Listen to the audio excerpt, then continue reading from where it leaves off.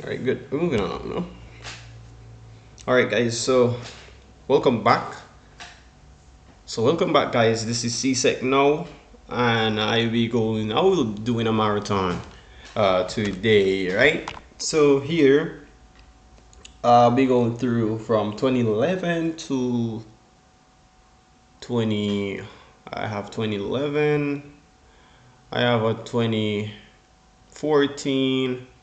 2019 and 2020 and 2023 paper. Alright, guys, so here we'll be going through marathon today to ensure you guys are prepared for tomorrow, right? So before I do move on, guys, everyone that watches the stream, make sure you guys do drop a like and subscribe to the channel if you haven't do so. All right, good. Just a moment. Just a moment, guys.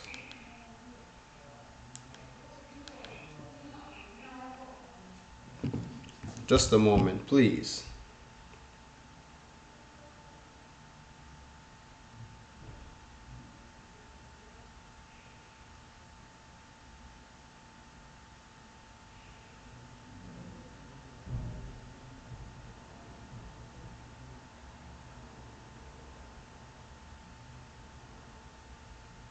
All right, guys, good. So we have 15 persons watching the live stream.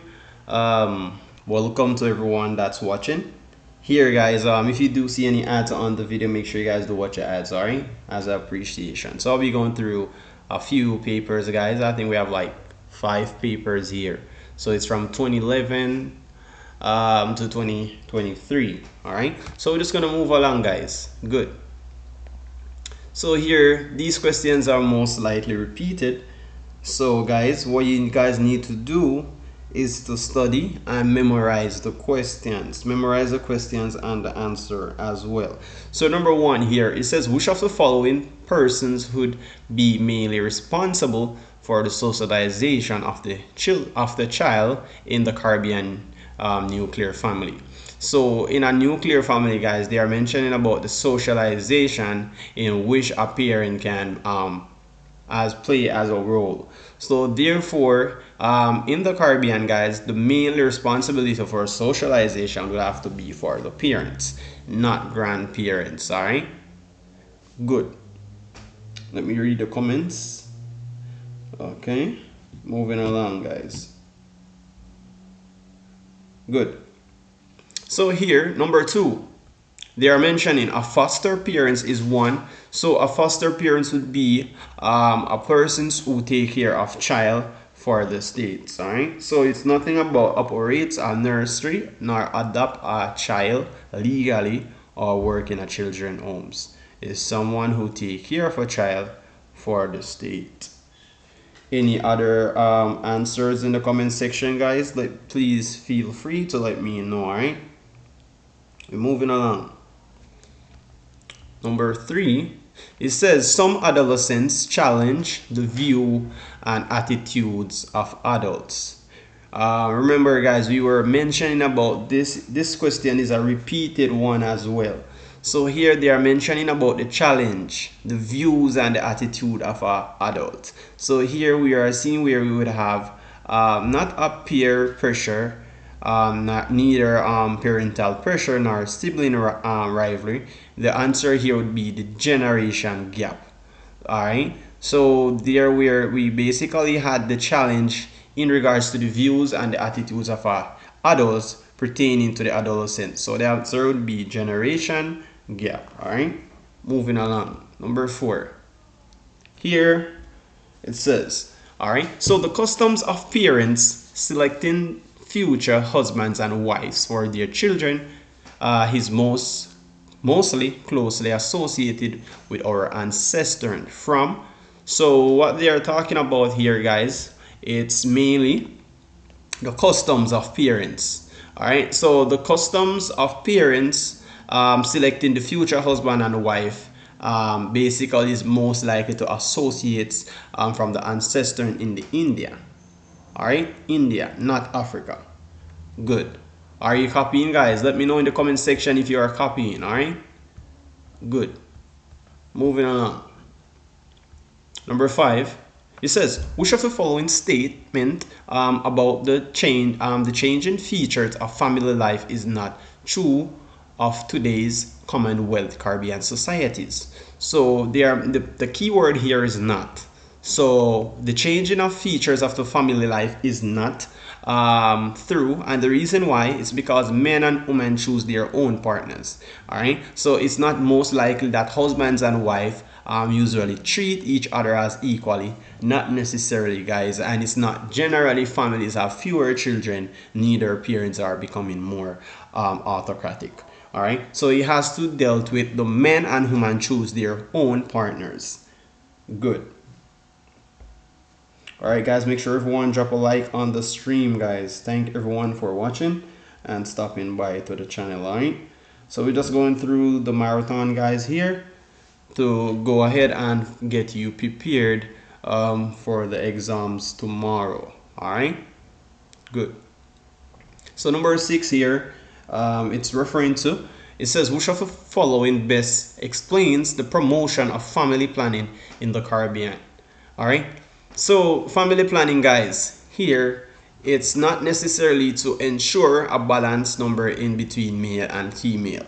Neither it allows person to have sexual relationships with chosen partners, but it's supposed to be to give parents the control over numbers and spacing their children. So the family planning is giving the control over the numbers and spacing of their children. All right, good. Okay, I'm going to school now. Later I will watch the rest, sir. All right, no problem. Good. All right, so number 7, it says, which of the following would most likely result from a parent's inability to provide for the family? So here we are seeing where they are mentioning most likely. All right, so the key word here is most likely. So here we'll see where the parents' inability would provide for the family is most likely to be in a conflict among family's members, and also the loss of self-esteem. It's not dislike for religious activities, because they are mentioning about the inability. All right, so here we are talking how most likely it would result from the inability to provide for the family. All right, good. So moving along, guys, number 8. All right, it says Maxine Lewis lives with her unmarried mother and father. Right, this union between her parents can best describe as, so our keyword, unmarried mother and father, and this union between her parents can best describe. So therefore we would have not a conjugal, right? We would have not have a conjugal. So the answer here would be a common law, guys. All right, so it's between the parents, between mother and father, and the relationship that they had. So it's a common law, guys. All right, good. Number 9 here, it says the main reason why more husbands are now performing household chores is that they, so this one is a repeated one as well, guys. This question is like repeated on a 2023, and it's very easy, guys. So the reason nowadays why we mostly had husband performing household chores is because they are responding to the changing roles of family members. So the roles are now engaging in a changing way, where we now having husbands now performing house chores. All right, so it's not mainly where the whole society had the whole levels of lack of unity, where most unlikely we'd have a wife only doing house chores. Now in a modern society we have husbands are now most likely to perform in household chores, and it's because the role is changing. All right, good. Moving along. Number 10, it says which of the following statements are true of life in most Caribbean families today as compared as 1950s. So the question here is asking which of the statement are true of life in most Caribbean families today compared to the 1950s. So we are comparing, guys. All right, so here let me select the options here. So there is more sharing of authority among male and female members. Therefore, we do had that very commonly in the Caribbean families as today compared back to the 1950s. Therefore, we also had more females members work for salaries outside of home. It's not religion has stronger influence on the lives of a family member, not anymore comparing back to the 1950s. All right. So here in the most Caribbean country here, the answer would be A, where there is more sharing authority among males and female members, and also more females members work for salary outside of home. All right. Are you copying, guys? Let me know in the comment section. Good. Moving along. So number 11. It says, which of the following statements support the idea of equal rights for men and women? All right. So they are mentioning about equal rights. Good. So here, all right. So men and women who do not but who do the same jobs should get the same pay. Most unlikely in a same sense. And then we had men and women should maintain traditional roles in the family. Not necessarily though. But men and women should be allowed to share in national decision making. Yes. So here more likely, guys, this is an equal rights for men and women. All right, so men and women who do the same job should get the same pay. So there's no I would say unbiased. There's no bias between the gender neither, like between man and woman. There's no difference. We are all human. We can do the same jobs. More than likely, we had females doing male job nowadays. So it's most unlikely answer would be B, which is 1 and 3. All right. Moving along. Number 12. Here we are seeing where they are asking the question which of the following social issues are associated with the use of illegal drugs by adolescents. All right, Paul. This paper here that I'm going through, it's a 2011 social study paper 1. All right, so it's a 2011. Good. All right. So here they are talking about the use of illegal drugs by adolescents.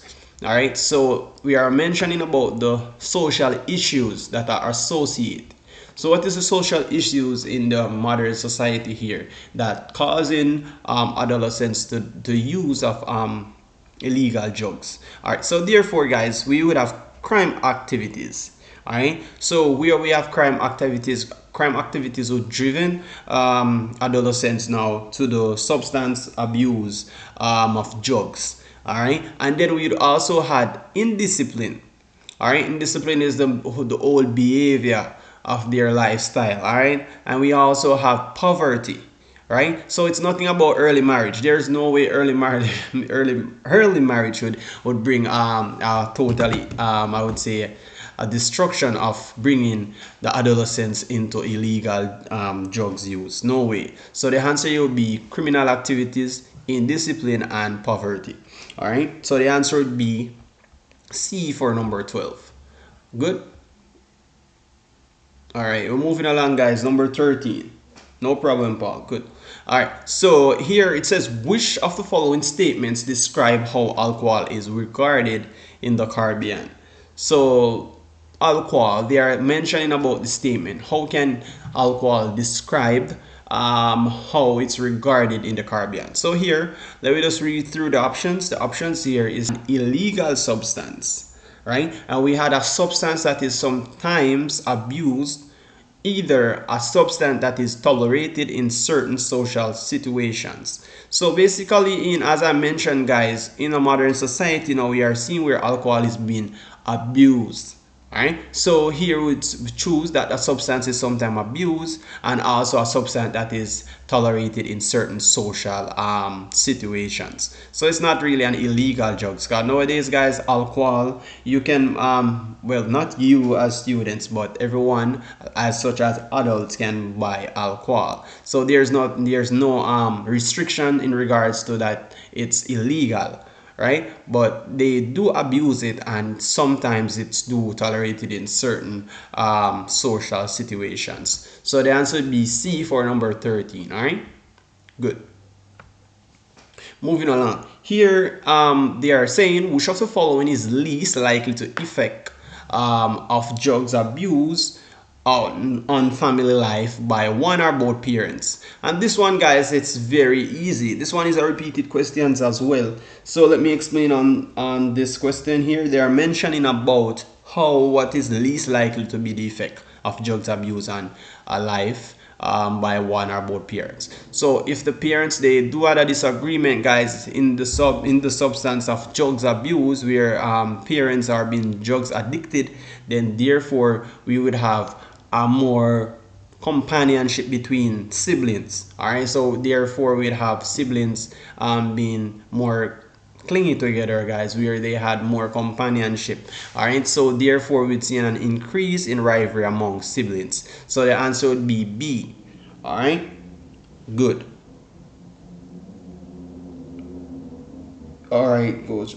Okay, no problem, Daniel. I was doing that last night. I was going through the questions, and then they were unanswered. Then basically I was asking the students on the live here to suggest their answers in the comment section while I go ahead. But while I go ahead, I will just explain the answer.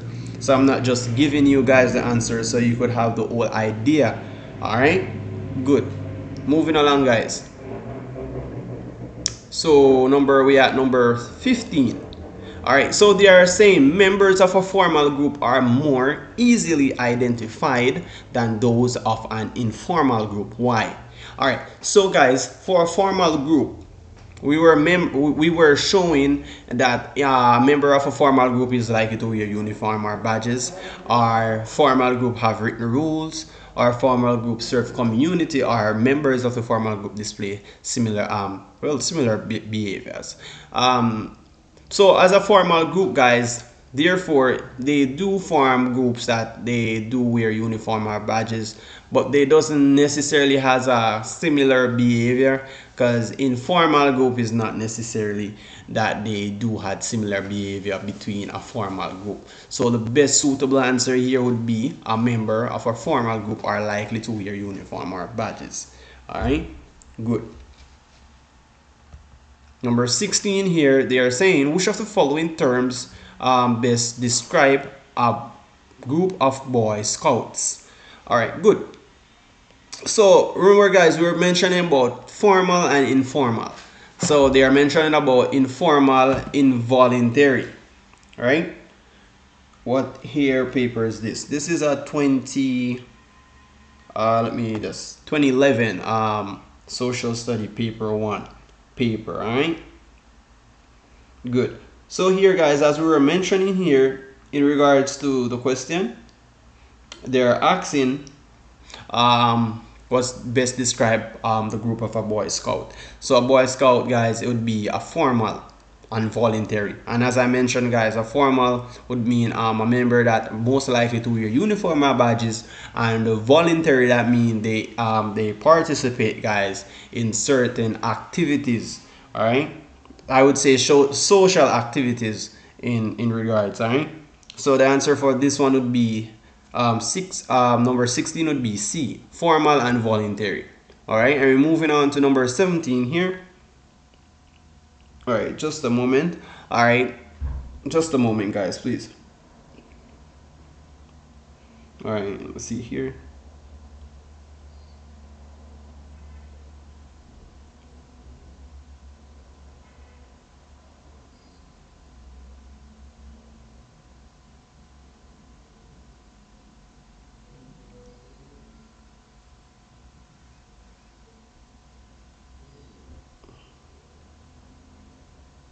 Let's see.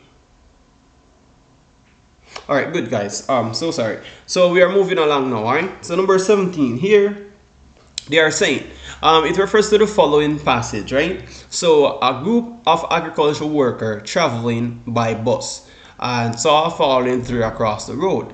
Andrew and the foreman ordered the others to clear the road while he directed them. All right, so here guys, we're gonna mention what's going on here, what type of leadership is basically directing towards this passage. All right, so here guys, they mention what type, I wouldn't say which type of leadership was displayed by Andrew. So here we have autocratic, right?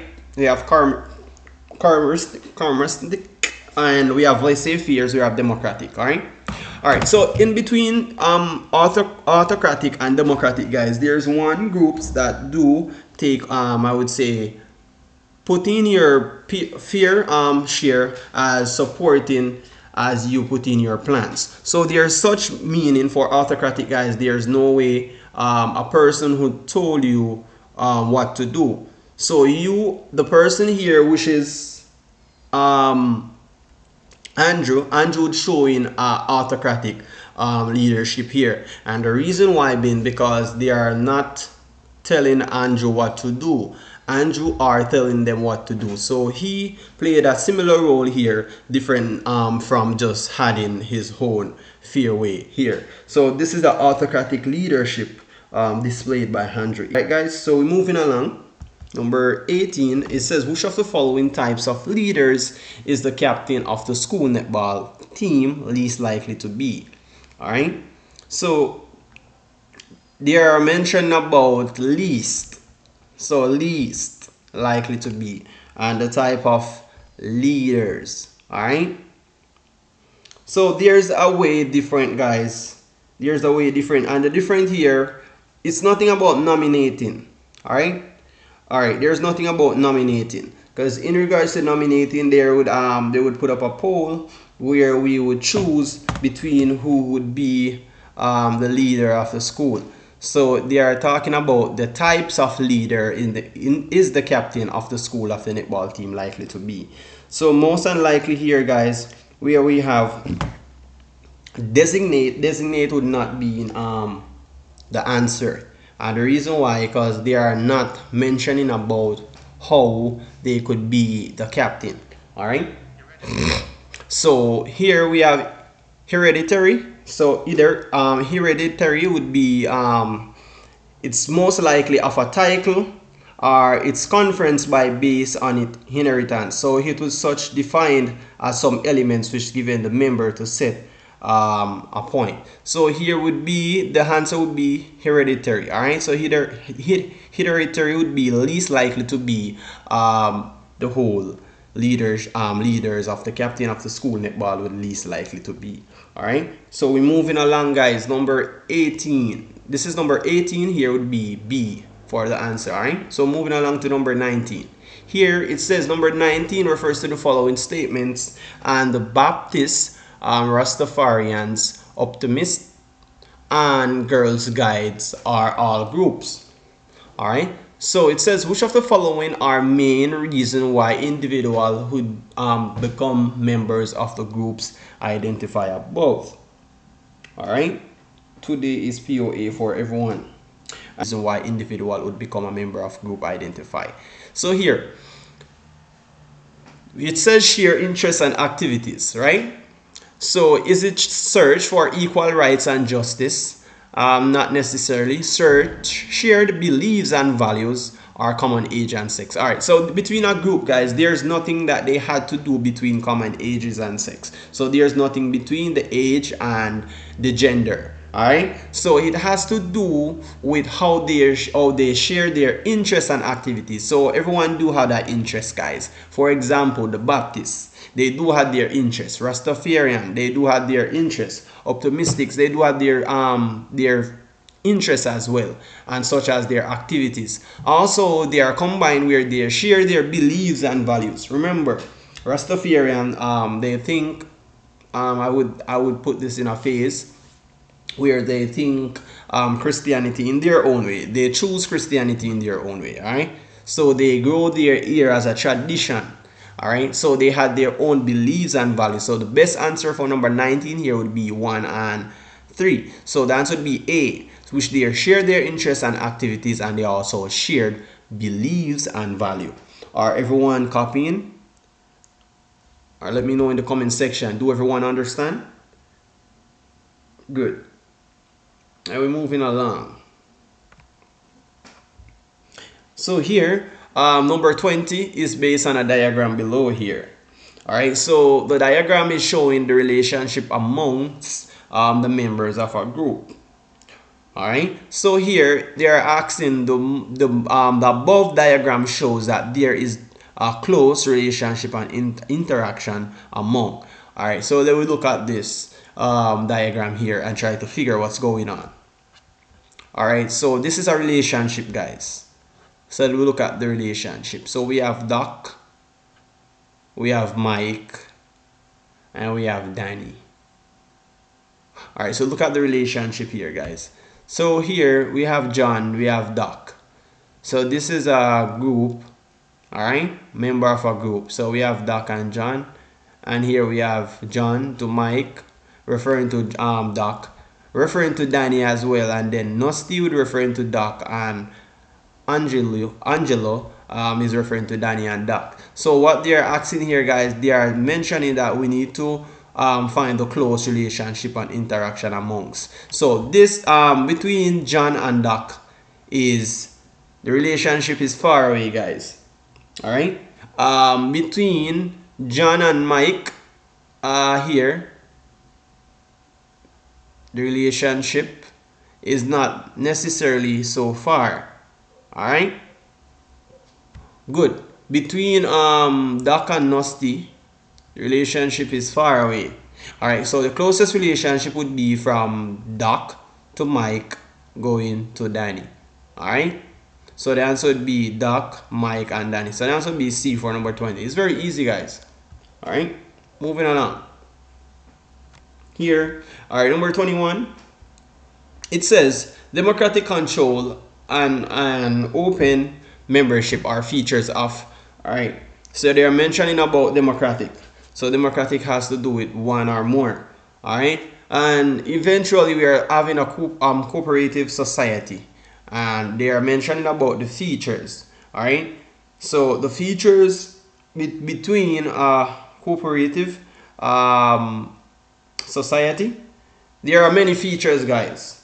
All right, so when we mention about cooperative society features, we are normally mentioning about how, like for example, volunteer association, even their capitals as well.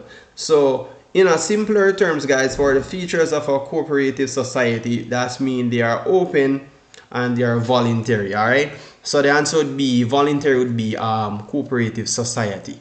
Alright, so the answer here, a democratic control and a open membership are features of a cooperative society. So for number 21 would be D. Any other answers, please let me know in the comment section, guys, so I could see your answers and try to squash. Because there's many answers that most of the YouTubers here on YouTube did, that most of the answers are really so confusing. So I just want to make sure you guys have the correct answers for your exams. All right, so any other queries, please let me know in the comment section. Moving further on. All right, number 22. Here they are saying which of the following is not a rule of trade unions. All right, so in regards to trade unions, we are mentioning which is not. So the keyword is not a rule of trade unions. All right, good. So here, monitoring safety of workers at the workplace would be a role of a trade union. All right, collective bargains for workers' welfare would be a role of the trade union also. And also to educating the workers about their rights on the job would be a role of the trade union, but which is not here would be reporting negligent worker to management. So here the answer would be B for number 22, and because reporting the negligent workers to management would not mean to show the role or to give the role of a trade unions. So So the answer would be B for number 22. And we're moving along. Number 23 here, which refers to a statement here. We are seeing country X claims the territorial rights to country Y, right? The claims mentioned in the statement above is most likely to lead to. So we are mentioning about the claims. We are talking about the claims here, the claims, right? So the claims of the territorial rights, what we see now. So the claims here would most likely to show the international conflict between country Y and X. Alright, here, so between country Y and X, the territorial rights. So they are mentioning about the conflict between country Y and X. Alright, are you guys copying? Let me know in the comment section. If everyone is copying, let me know. We have 20 persons watching the live, guys. Come on, you can interact in the comment section. Alright, good. Let me know. Are everyone copying? Let me know if everyone understand what I'm doing. Just let me know, guys. Feel free to let me know in the comment section. Alright, any comments before I move on? Any comments, guys? Okay. Alright, guys, and while you're on the live, please feel free to share the live as well to your classmates. Alright, you can share the live as well, guys, and also comment and like the stream. Alright, please and thank you, guys. Good. Alright, we're gonna move along now. Alright, so we're gonna move along to number 24. It says the name given to governmental schemes which provide cash benefits for workers who become injured on their job. So guys, when we are mentioning about the benefits for workers who become injured on their jobs, they're most likely to normally before you on a job or signing a contract on a job, therefore guys, they would normally trying to have an insurance. Can I start a new video after? Well, the live will be here. The live will be here on the stream because I'll be going over more than one paper, so you can just stay tuned and I will be posting random videos on the channel so you can watch. Alright, so they are mentioning about the benefits for a worker who become injured on their job. So once you normally been employed, they would normally I would say most jobs normally had this insurance policy where they normally had once you had been on the insurance and then eventually anything that wrong with you on the job, then eventually you could get an accident insurance. All right, so there's difference between national insurance, dependent funds, and provident funds. All right, so the dependent funds would mean for example where we had like children. All right, so if we had a claims on our work, then we put our children on the dependent fund. Therefore, for example, if something was supposed to wrong with the parents, then eventually the fund would be funded to the child for dependent. Also, national insurance. This national insurance is based on the government where we basically had insurance, but for accidental insurance would based on if something wrong with you on the job or you got injured, right? There's where we could file a claim based on the accidental insurance. So the answer here would be the cash benefits for a worker who become injured on their job would be an accidental insurance. All right, we're moving along now, guys. Number 25. This one here, this answer would be a similar answer to most of the questions that are likely to be repeated. So they're mentioning about the budget has a defeat when expenditure being his. So here, guys, we are talking about the budget. All right, so when we are referring about the budget here, we are seeing where they are normally likely to talk about, for example, let me give quick examples. So budget now, guys, would mean, like, for example, if we had money, right? Say we had money, guys, and it's a case where we had a plan. So a budget would most refers to like spending plan based on its incomes and expense. So we are referring, in other words, would be the estimate of how much money you will make and spend over a certain period of time, such as it could even be a month or a year, guys. All right, so that would be a budget. So if we are referring to the expenditure, guys, the expenditure would be in like the expense, what we are spending. All right, so it's the action of spending the funds. Sorry about that, guys. So it's the action of spending the funds. So here we are talking about defeats. So the defeats would be the shortfall, guys, where we have a shortfall. So it's the amount which something with the sum of the money is too small. So here, for simpler terms, here would be small, guys. Or we could say minus. This would be the less. All right, so we had a budget where we had a plan. Now we are spending in towards to see where we had a subtraction. So we'd have greater than the revenue. And the whole reason why, because if we had a budget, guys, and we have a defeat of the money that we are spending, then we would have greater revenue. But if we have, like, for example, say we have a defeat in the budget itself, and we are likely not spending more, but we are likely to save. So in a case, guys, it's opposite in case. So if we are spending more, then we are most likely to have equal to the revenue.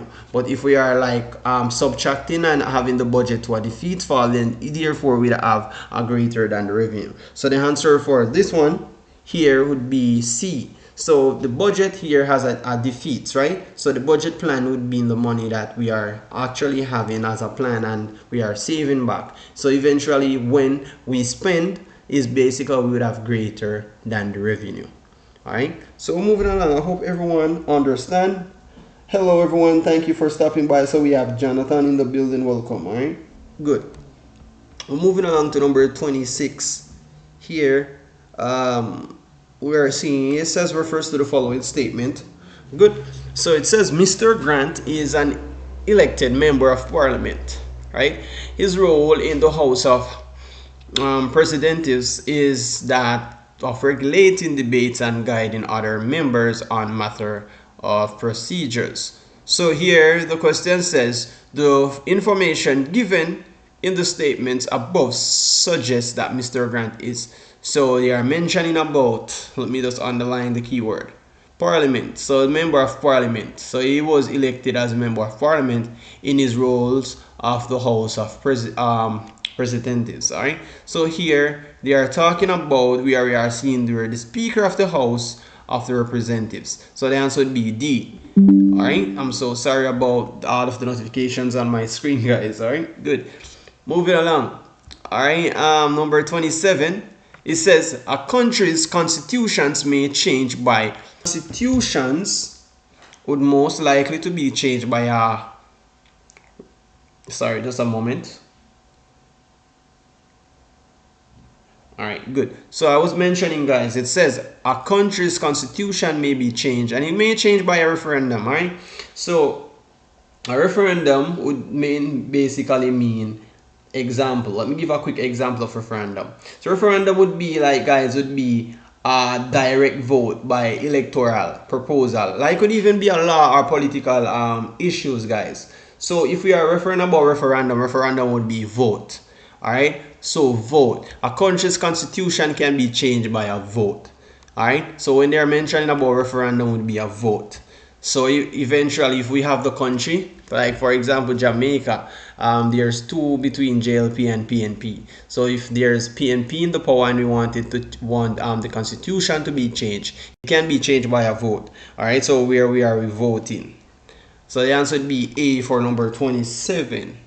Moving along, number 28. It says a body of, all right, so they are mentioning about constitutions. So constitutions, guys, is also refers to where it's the basic principle of law. Like for example, a social group is determined by the power of duties of government, and it also means a certain rights that the people has, right? So it's the rights.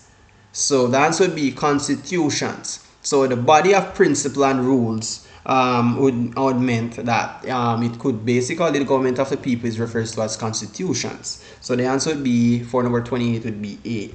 All right, and we're moving along. Number 29. It says a national sovereignty refers to a nation's All right, so they are referring as the status of an independent and self-governing. All right, so where we had the refers to a nations and national sovereignty. All right, good. So moving along, guys, the answer would be D, as the status independent and self-governing. All right, good. Therefore, number 30 here, it says the right to vote in election is known as here. So the right to vote, guys, franchise. All right, and for franchise would basically choose where it has the right to vote. So here it's the basically, let me just go along. This answer is a little bit tricky. Let me just erase let's see if I could erase this, because the reason here they are mentioning right to vote.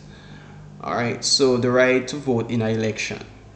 Franchise, guys. So I'm just looking at the answer here. Franchise would refers to the constitution of the government and law, and is the right to vote. How well, most manifesto would not mean the right to vote. Yes, guys, the answer would be franchise, because in franchise the constitutional law and government would be franchises refers to the right to have given the opposition to do so, so you'd have the right to vote. So the answer would be B for number 30. All right, good.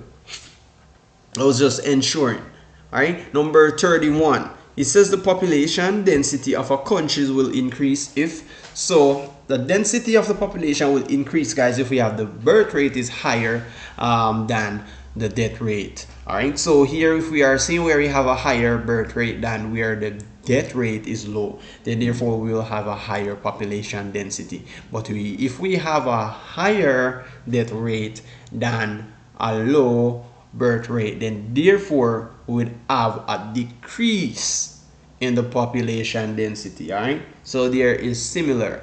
All right, so the answer would be B for number 31. And we're moving along. Number 32, it says a country population increased is calculated by finding the, and it's by finding the difference between birth rate and death rate. So here we are mentioning about the country's population. How can it be calculated? So we can calculate it by between the birth rate and death rate. So how many persons living and how many person is being deceased. All right, good. All right, moving along, number 34, not 34, 33, sorry.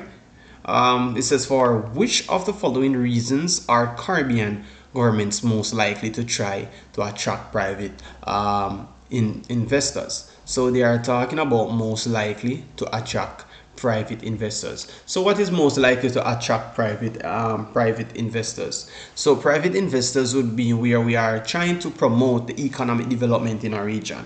So if we have investors, guys, in our country, there's more way for us to, you know, attract them, because what we want to promote our economic development in our region. All right, we want our economic to be good. All right, so there's no way that we are increasing the market and revenue of a larger territories. We doesn't want to increase the market and revenue, and we don't want to ensure that the goods from the outside of the region become cheaper. There's no way that would benefits us in a way. So we are most likely to try to attract the private investor because we wanted to promote the economic development in the region. Are you copying, guys? Let me know in the comment section. All right, moving along. Number 34. All right, so here we are talking about the concept of push and pull are associated with. So push and pull, guys, this refers to, for example, we have in countries that is very poor. All right, what is the factors that pushing us and what is the factor that pulling us? So here the factor that would be pushing us, guys, would be I would say poverty, and the factor that is pulling us would be opportunity. All right, so if there's a case where we are being in a concept for push and pull, then eventually we will migrate. So it'd be the migration of the people. All right, for number 34. Everyone is copying? Let me know in the comment section. Hope everyone is understanding what I'm doing. All right. You don't really understand number 5? All right, I will go over number 5 after I finish these questions. All right.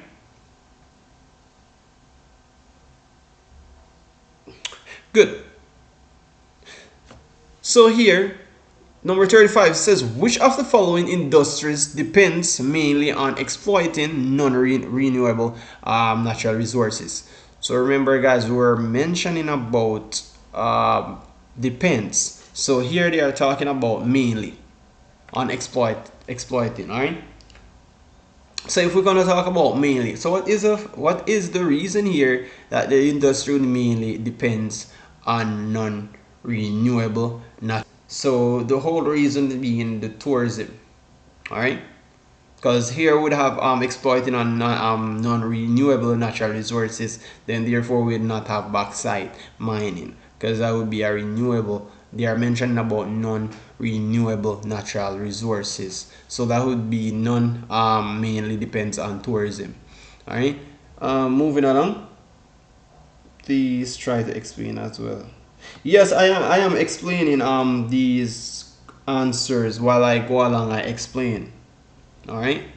Number 36. It says, which of the following countries has the greatest potential for generating the amount of hydroelectric power? All right. So here they are mentioning about the greatest potential. Right. It's supposed to be suffrage. There's no. You mentioned about what? Number 5. Which number are you talking about? It's supposed to be suffrage. Suffrage is the right to vote. No, there's let me just go just a moment, guys. At number 36. Remember me. Let me just where we had is number, yes. All right, here the right to vote in an election, right? All right.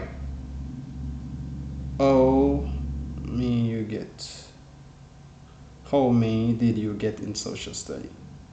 You are asking me how many, like, what's the grade I receive in social study? You're asking. If you wanted to ask, well, basically when I did social study, I got it at grade 1. All right. If you're asking me. All right. So here, guys, we are mentioning about the rights. The rights to vote in an election, guys, is known as a franchise. If you check it in a governmental institution, the rights to be vote in election is known as a franchise. So we are not talking about, I know you're talking about the adult suffrage, right? So that is the right for you, the age, that would be the age for you to vote. It's not the right for you to vote in an election. We had rights to vote in an election, guys, for the rights in a governmental. Here we are mentioning about franchise. All right. So there is difference. There's difference between adult suffrage and franchise. All right. I hope you do understand. All right. So I'll be moving along, guys. Number 36. All right. Good. So they are mentioning which of the following countries has the greatest potential for generating large amount of hydroelectric power. Well, I was studying, as I mentioned, CSEC was not hard. The key term here for you to pass CSEC, you'd have to study, memorize the questions and the answers, and do well on paper 2, and your SBA grade should be good. And once you study, there's nothing for you to worry about. All right. And always put God first in everything that you do. That is a must. So we are mentioning about the hydro. We are mentioning about the hydroelectric power. So the hydroelectric power, here they are talking about the amount, the greatest potential. Alright, so the greatest potential to generate in the large amount of hydroelectric power would be where we are seeing this would happen in Guyana. And the reason why, mainly seeing where we have the hydroelectric power would mainly generate a large amount of power that would the country would be in Guyana. So, alright, so the answer would be A for 36. It's not Jamaica, it's not St. Lucia, it's not St. Vincent. The main keyword is not and conserving the environment. So here is sand mining. There would not mean to conserve.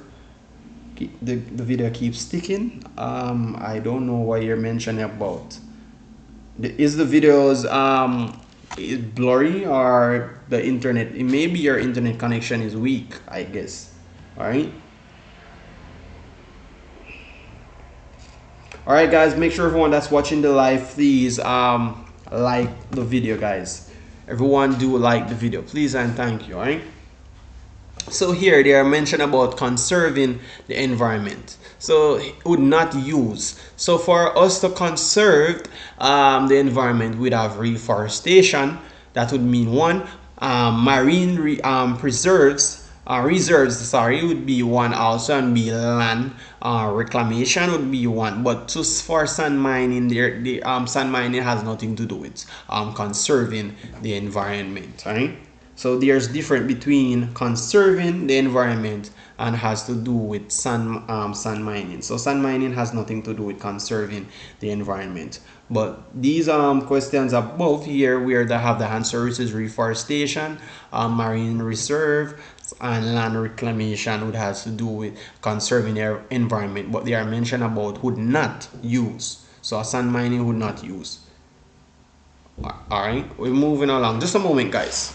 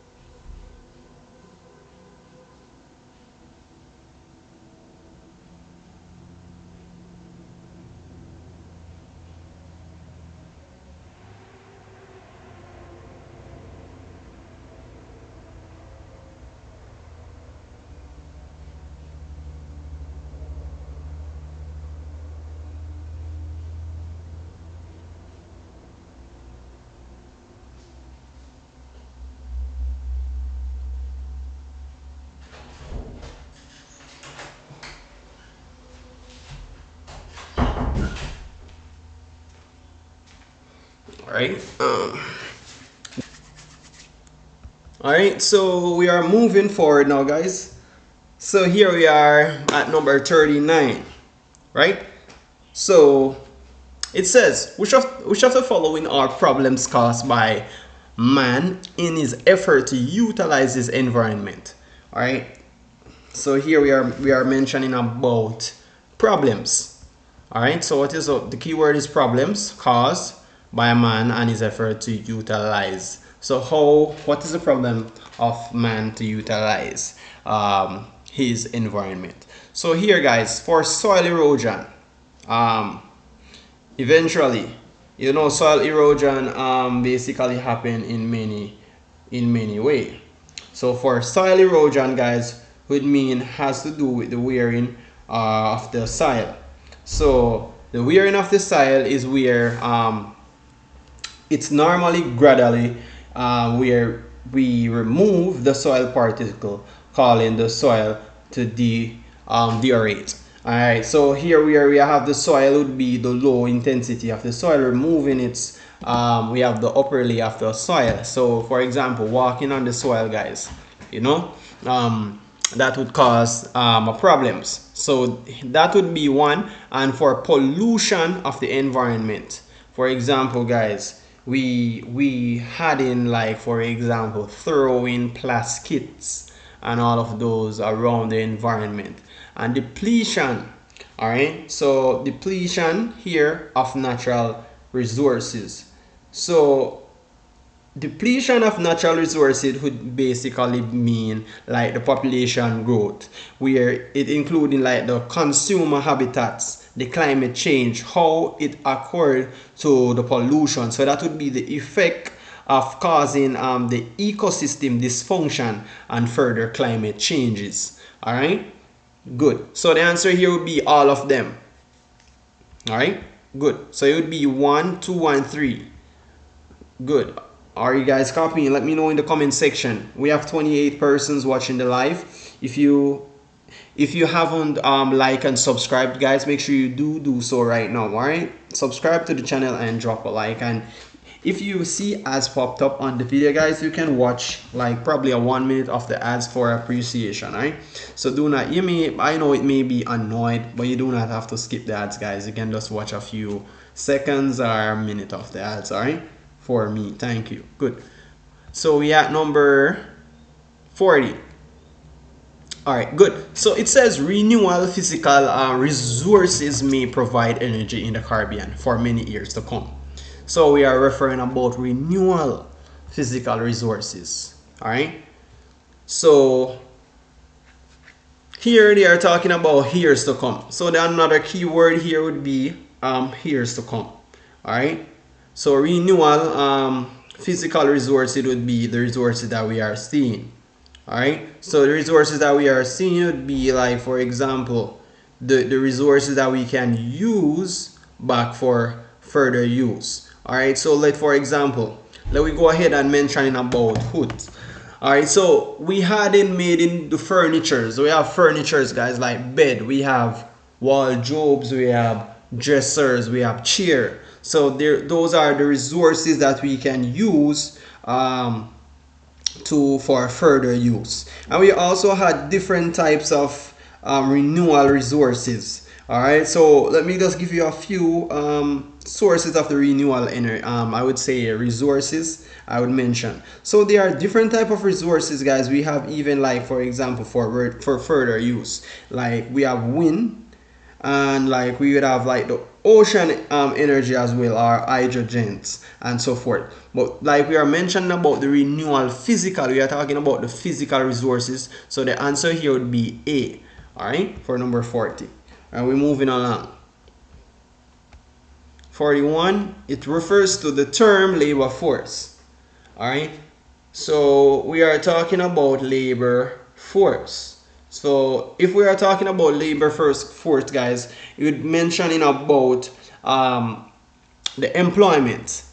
So employment and unemployed who are qualified and willing and able to work. So another term for labor force would be the total number of people that given population who are currently employed plus the person who are unemployed and are seeking jobs. So when we are mentioning about the workforce, the labor force would be the total number of persons who given population who are currently employed and who are not employed and who are seeking to work. All right, does everyone understand?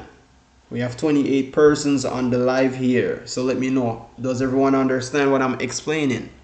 So when they mention about labor force, guys, would be the total number of people within a given population that who are currently employed and the people who are unemployed, who are seeking work. So in Jamaica here, guys, persons who are working and persons who are not working and are seeking jobs, you would refer them as labor force.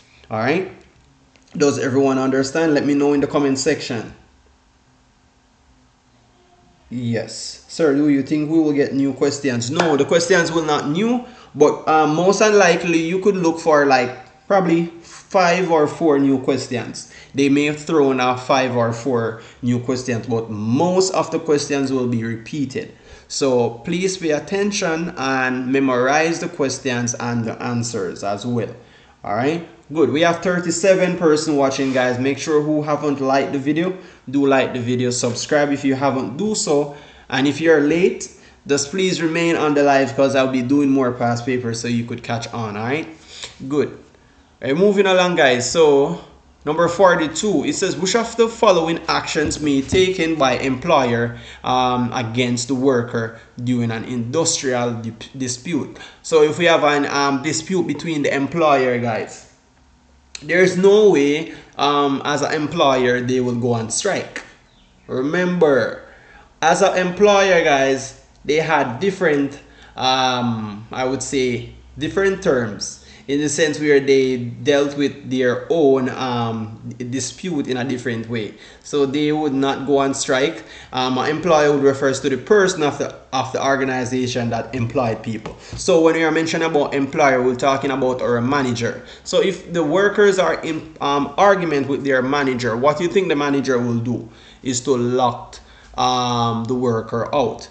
But if we are, for example, if we are workers, right, and we had a problem with our, I would say, managers, our supervisor, therefore then we will go on a strike. So there's difference between locked out and strike. So the answer here for number 42 would be locked out. All right, good. All right, moving along, guys. Number 43. Here, so we are seeing an illustration here. This man is saying, man, I need work. All right, no vacancy. All right, so what they are talking about here, let me see what's going on. They are mentioning about which of the following could result from the above situation. So they are mentioning about no vacancy. So we are seeing where no vacancy would mean there's no notice, or like for example there's no rooms available. So that would mean no rooms available for work. So that's what these pictures here, which is the illustration trying to depict. So he says, man, I need work. No vacancy. No vacancy meaning no work. There's no rooms. There's no availability of work around. All right, so let's see what's the question here asking. It says, which of the following could result from the above situation? So here it says waste of available manpower. Let me see. Declining of living standards, or a drain on government expenditure for public assistance, or increase in expenditure and recreational activities. So this one is not in it. All right, I will X out this one. So here we are seeing, all right, good. So we are seeing where here this will illustrate that a waste of available manpower would be in one, and we see where a declining of standard of living would be one. I would see another drain on government expenditure for public assistance. So the answer here would be C, guys. All right. So there's nothing referring to the increase of expenditure. So there's not the increase of what we are spending on the recreational activities. There's nothing about that. All right. Good. Number 44. Please stay focused, guys, and please pay attention to what I'm doing so you could have a better understanding. All right. Good. Number 44, it says the most likely reason why regional governments has imposed restriction on importation of certain food is. So what is the restriction? So there the keyword here is most likely to reason why regional government have imposed restriction. So why do you think government would impose a restriction on certain food stuff? Why? Because they are not controlling the eating habit of people in the region. There's no way government could control the eating habit. Alright, so the government is not limiting the amount of food, but the persons or people in the Caribbean region would I would say increase the eating habit. There's nothing about it. There's nothing of being to put the unused estate lands to be a better use. There's nothing about that. They are mentioning about certain food stuff, the importation. So they are mentioning about the develop production and encourage the use of more local food.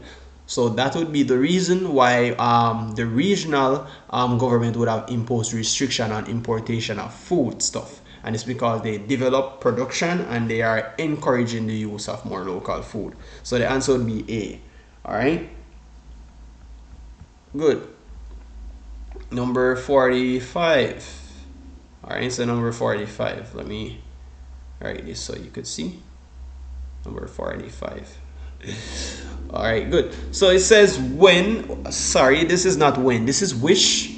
Which of the following measures will assist Caribbean territories to develop self-sufficient economies?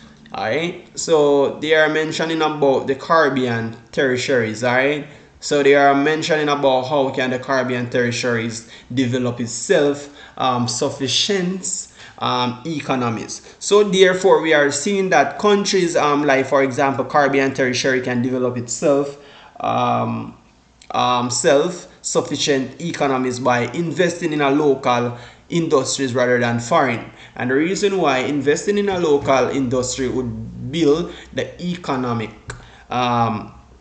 development in our region, and also using a local goods and service instead of imported. Because remember guys, if we are, a government is taking imported goods from, I would say, from internal different part of the country. So we have internal and external. So we are seeking, for example, we are seeking more assistance from external countries, right?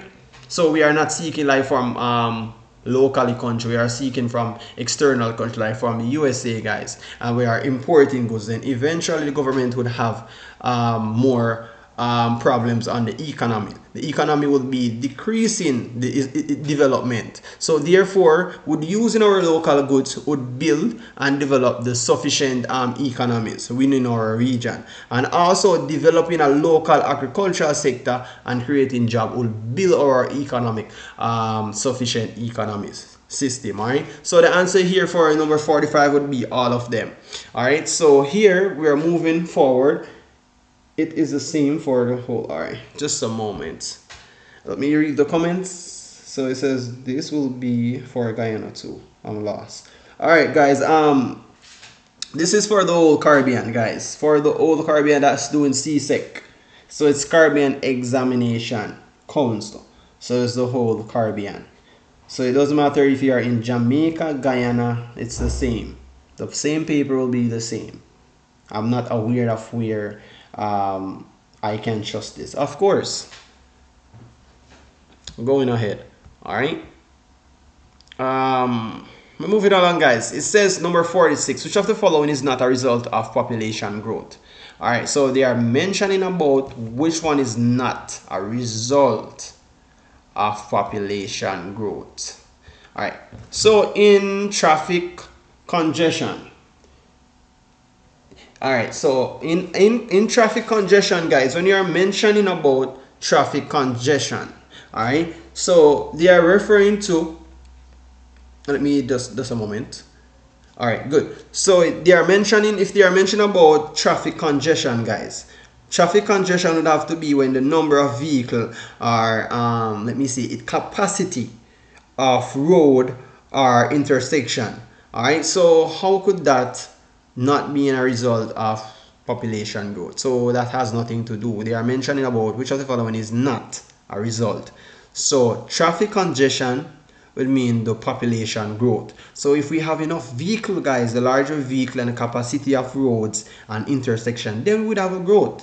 So they are mentioning about which is not a result of the population growth. So the availability of land would be not the growth. Remember, having enough land, guys, it would not mean a growth in the population, but development of slums would be increasing, like increasing the population growth. So here they mentioned which one is not. So the answer here for number 46 would be B, the availability of land. All right, good. All right, moving along, guys. Number 47, it says which of the following is not. So the keyword is not a direct effect of the migration of the Caribbean people to the developed world. All right, so here we just break down the question, what they are asking for, guys. So they are mentioning about the Caribbean. So what is not the effect of the migration of the Caribbean people to a developed world? So here the direct effect would not. So they are mentioning about not. So the direct effect that would not here develop to the world would be the reduction of unemployment rate in the Caribbean. So where we have a reduction, so there basically we having less unemployment rate in the Caribbean. So that would not affect the migration of the Caribbean. So we are talking about not. So the answer would be D. This paper is 2011. So this is 2011 social study paper 1 paper, right? So here the answer would be D, guys, reduction of unemployment rate in the Caribbean. Are we moving on along to number 48? All right, so here, guys, we are seeing a pie chart. We have the illustrate the patterns and of the expenditure on education in 4 countries. So we have 4 different countries. Country W, Y, Y. So we have double X, Y, and Z. All right. So here we will see where we have technical college, university, and so we're just gonna see what they're asking about here. So we are seeing the illustration here. So we have the expenditure. So the basically heading of the pie chart here would be expenditure of the education budget. So this is showing the budget. All right. Sorry. Good. So number 48 is which of the countries has an education policy which is best geared towards obtaining manpower for economic development? So let me look on the answer here would be country Z. So let me just go ahead and explain it what's going on. So in country Z here, they are mentioned about manpower. So look at it. We have university, engineering, in agriculture, business. All right, good. So here we are seeing where we had in university, we have mostly engineering in agricultural business. So that is good. And on a primary and secondary, that would be primary and secondary. So for primary, we would have university, right? We have engineering, agricultural business. So that is mainly manpower. So there we are gaining, we are geared towards obtaining manpower for the economic development. So if we have more engineer of agricultural business, that will be where we are obtaining manpower for economic development. Also, for our secondary now, we have technical college. All right, so technical college is when they are learning different types of skills, guys. All right, different types of that they would need to acquire. All right, so here we'd have the normally where we would see where we'd have the economic development. So the answer would be for country Z. All right, good. Because here, let me just explain this one. For university, guys, for art and science, it doesn't make sense. For art and science is, well, we need more engineer than all we need arts and science in business. All right, so moving along, number 49, it says on which sector of education do most countries place the strongest emphasis? So we are talking about most country. All right, so it says which of the sector of education do country post? Let me just go back on the so they are talking about the sector of education do country place the strongest emphasis. So let me look on the stronger emphasis here. So primary, we have secondary, we have technical college. So here University of Arts, Science, technical technical colleges will be secondary. And here we are seeing where we have arts and science, business, and we have technical college. So the answer here would mean that we are seeing where we have universities. Because look, we can see, guys, university, right? University. We have less in technical colleges than secondary or even primary. So the answer would be university. We are seeing most countries place the strongest emphasis, and it will be on university. No, this is a 2011 paper. It's not a 2023. The reason why this paper may seem as a 2023 because most of the questions that are repeated on 2023 is the same that repeated on 2011. All right, good. Moving along, guys, we're almost through. Number 50, it says which of the following is a function of the Organization of Eastern Caribbean States? So OECS would mean the Organization of Eastern Caribbean State. So they are talking about the function. So look at the function, guys. So the function would mean to joint the decision making in the areas of health, education, and trade. All right, so that is the OECS. All right, so in regards to the Organization of Caribbean States, guys, what it actually means, it would be the international intergovernmental organization. They normally I would say dedicate to the regional integration in the Eastern Caribbean. So what is the purpose of them now, guys? They normally promote the cooperation between integration among its members and its states. So they normally join decision making in the areas within like health, education, and trade. So the answer would be for number 50 would be B. All right. All right. Good. Moving along. Let's go. Number 51. I'm getting tired, guys. Oh. It says, which of the following is not an objective of CARICOM? Alright, so the objective, we are mentioning, sorry, they are talking about not. So the keyword is not an objective. So what is the CARICOM is not about? To make law for its member states. CARICOM is not to make law for its common states, but so also to establish a common approach to foreign policies. This would mean mainly, because this one, guys, in CARICOM they normally cooperate, right, within their economic, and they also encourage trade among their members. Remember, in CARICOM, guys, Caribbean country, they trade among their members. So here they do encourage trading. So the answer here would be D. To make law for its members is not an objectives of CARICOM. Alright. Moving along to number 52. It says the treaty which led the establishment of CARICOM is an example. So we are talking about multilateral agreement. So they are mentioning about a treaty. So within a CARICOM, a multi agreement would be like, for example, the actions that involves in multiple parties or a nation. So within the multilateral agreement, they are most likely where we are seeing commitment of multiple countries or parties that achieve their common objectives to address or they normally share their issues. So we are seeing where we have treaties. So they normally become treaties. So the answer would be D for this one, multilateral agreement. Alright, so there are more than one agreements though, but there are different agreements. Alright, so here if we were supposed to look at bilateral agreements, so bilateral agreements, guys, would be between the two parties which each sides would they normally agree to fulfill their sides of bargains. So they are normally referring to their each side. They normally come to an agreement. Alright, and if we also to refers about the unilateral agreement. So the unilateral agreement, guys, sorry, would refers to the action that is undertaken by one individual or group alone. So they normally within the action they normally take would be by themselves. So they normally either go individual or they do by a group alone.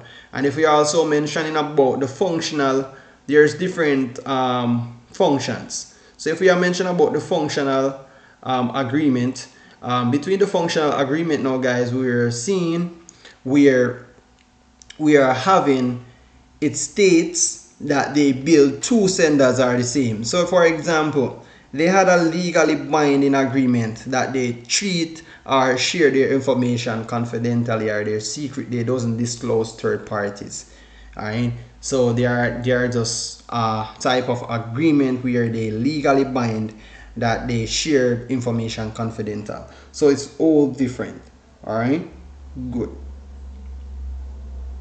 Alright, so we're moving along, guys. Number 53.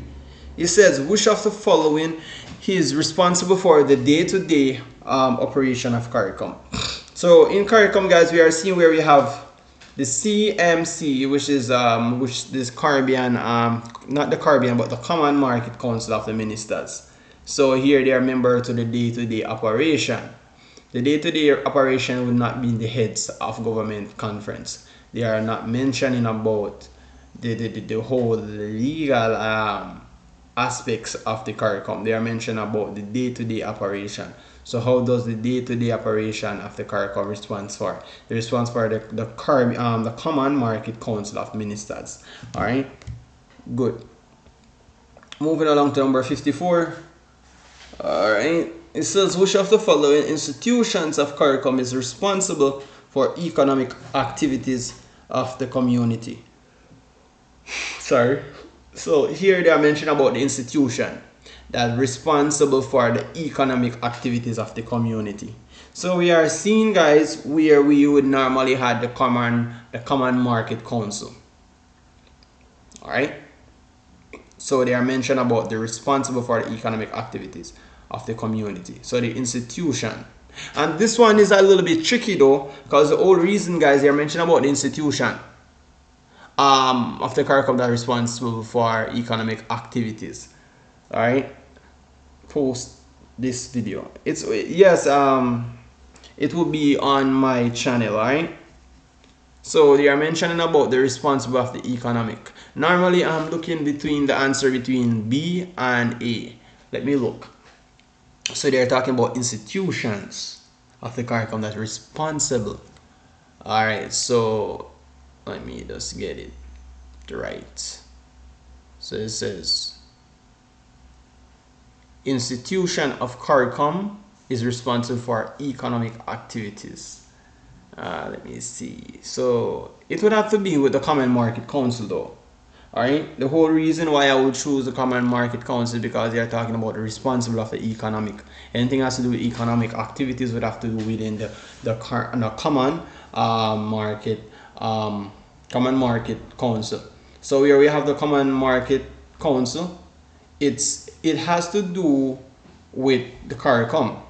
So what is the Common Market Council? We are seeing where it's a development between the countries, the Caribbean, that they come together to form an economic and political community that work together, and they also have different policies for their region, and they encourages economic growth and trade.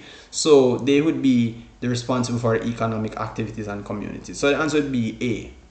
All right, good. All right, so monogamy, right? The answer, you said you didn't know what is monogamy. All right, so monogamy was easy, guys, because monogamy, when they refer to monogamy, it would be the practice of marrying, for example, being married to one person at the time. All right, so this is a practice of just having one partner. All right, so they are mentioning about having one partner. All right, good. And we're moving along, guys. Number 55 here, it says if a CARICOM country imposes a restriction on CARICOM products, which of the following provisions of CARICOM is being violated? All right, so let me explain this question, guys. So we are mentioning about the restriction. So what could imposes the restriction? What could uphold the restriction on CARICOM products? So they are mentioning about which is being violated. So if we held the restriction on our CARICOM products, that would cause the liberalization of trade.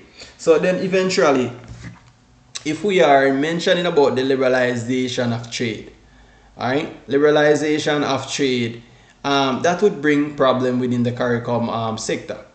All right. So, for example, guys, we are talking about how the CARICOM country, they would impose on their economic. All right. So, for example, if the CARICOM countries, they had whole restriction on the trade, then therefore the CARICOM country would not mean where they could do cooperative, where they could join together. So in regards to the liberalization of trade, they would just remove any reductions, I could say, of any restriction or barrier that they could exchange goods between their nations. These barriers can also include like tariff, such as any duties or subcharges or non-tariff barriers. They also impede licensing rules, right? So when they are mentioning about the liberalization of trade, we are talking about the restriction, remove all of the restriction, all of the barriers that would hinder the exchange of goods between our nations. So the CARICOM would have in between different Caribbean countries. All right, good. All right, good. So we're moving along now, guys. So number 56. Good. We are mentioning about the countries that are represented by prime ministers, or executive presidents, or chief ministers. All right. So therefore, this question here says the statement above refers to the grouping in CARICOM known as. So any grouping in CARICOM known as the head of government conference. All right. So here, the head of government conference would lead where we are seeing the grouping of CARICOM. All right, good. So here, guys, we are seeing normally in CARICOM, we are seeing where the head of government conference would see where we had difference. So there's basically difference between the functions between government, the head of government conference. So where we have the heads of government conference, guys, there would also be a final authority. That's the agreements on the behalf of the community that they are entering the relationship between the states and international organization. So they are the grouping of the CARICOM. They are known as the head of government conference. All right, good. Okay, okay. So let's go, guys. Let's go. We're moving along. We're almost through. This would be the first paper that I have completed. We're almost through, all right? So number 57. So which of the following is not likely to be a potential benefits of the CARICOM member of its state? So here, guys, we are talking about not likely to be a potential benefit of the CARICOM members of its states. All right. So here we are seeing movement of skilled people within the region. Most unlikely then we would have to be in the beneficial of CARICOM to its member states. The reason because we are having skilled people within our region.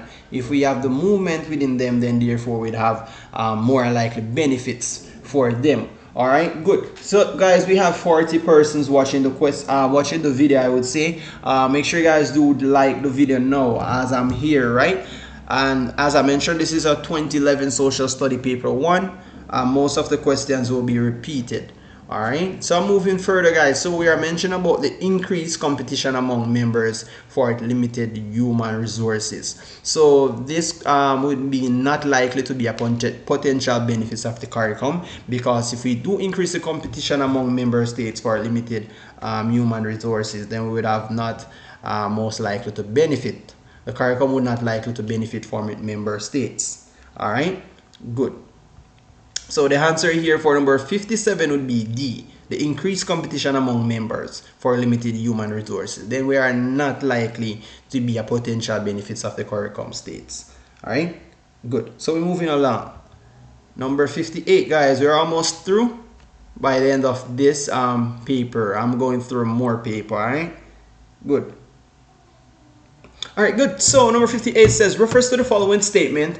We are seeing where CARICOM countries need to pool their skilled human resources. This question is a most likely repeated question, guys. All right, and this question always repeated. So they are mentioning about the CARICOM countries that they need to pool their human resources. Therefore, the question asks the most likely result of such action would be, and it's because, guys, if we have a reduction in the need for foreign experts, remember here, speeding up the rate of a brain drain, they are not likely to have their pools within the skilled human resources. But within the skilled human resources, guys, then eventually we will need the foreign experts. So we will not need a reduction. So if there we having a reduction in the need for foreign experts, then most unlikely, guys, the CARICOM country will need to pool their human resources. So the answer would be C, a reduction in the need for foreign experts. All right, good. Sir, you do 2023. Yes, I have 2023. I will be doing it. All right, so I will going through a few papers here. We're almost through. All right, good. So guys, we have 50 person watching the stream. Make sure you guys do drop a like and subscribe if you haven't do so. If you are new, I have 2023. 2023 is right here, as you guys could see. All right. I'll be going through that soon though. All right, so if you guys are new, make sure you guys do drop a like and subscribe to the channel and share the live, guys. Share it with your friends or your classmates. All right, it doesn't matter. All right, moving along to number 59, guys. It says, which of the following is a reason for common external tariff?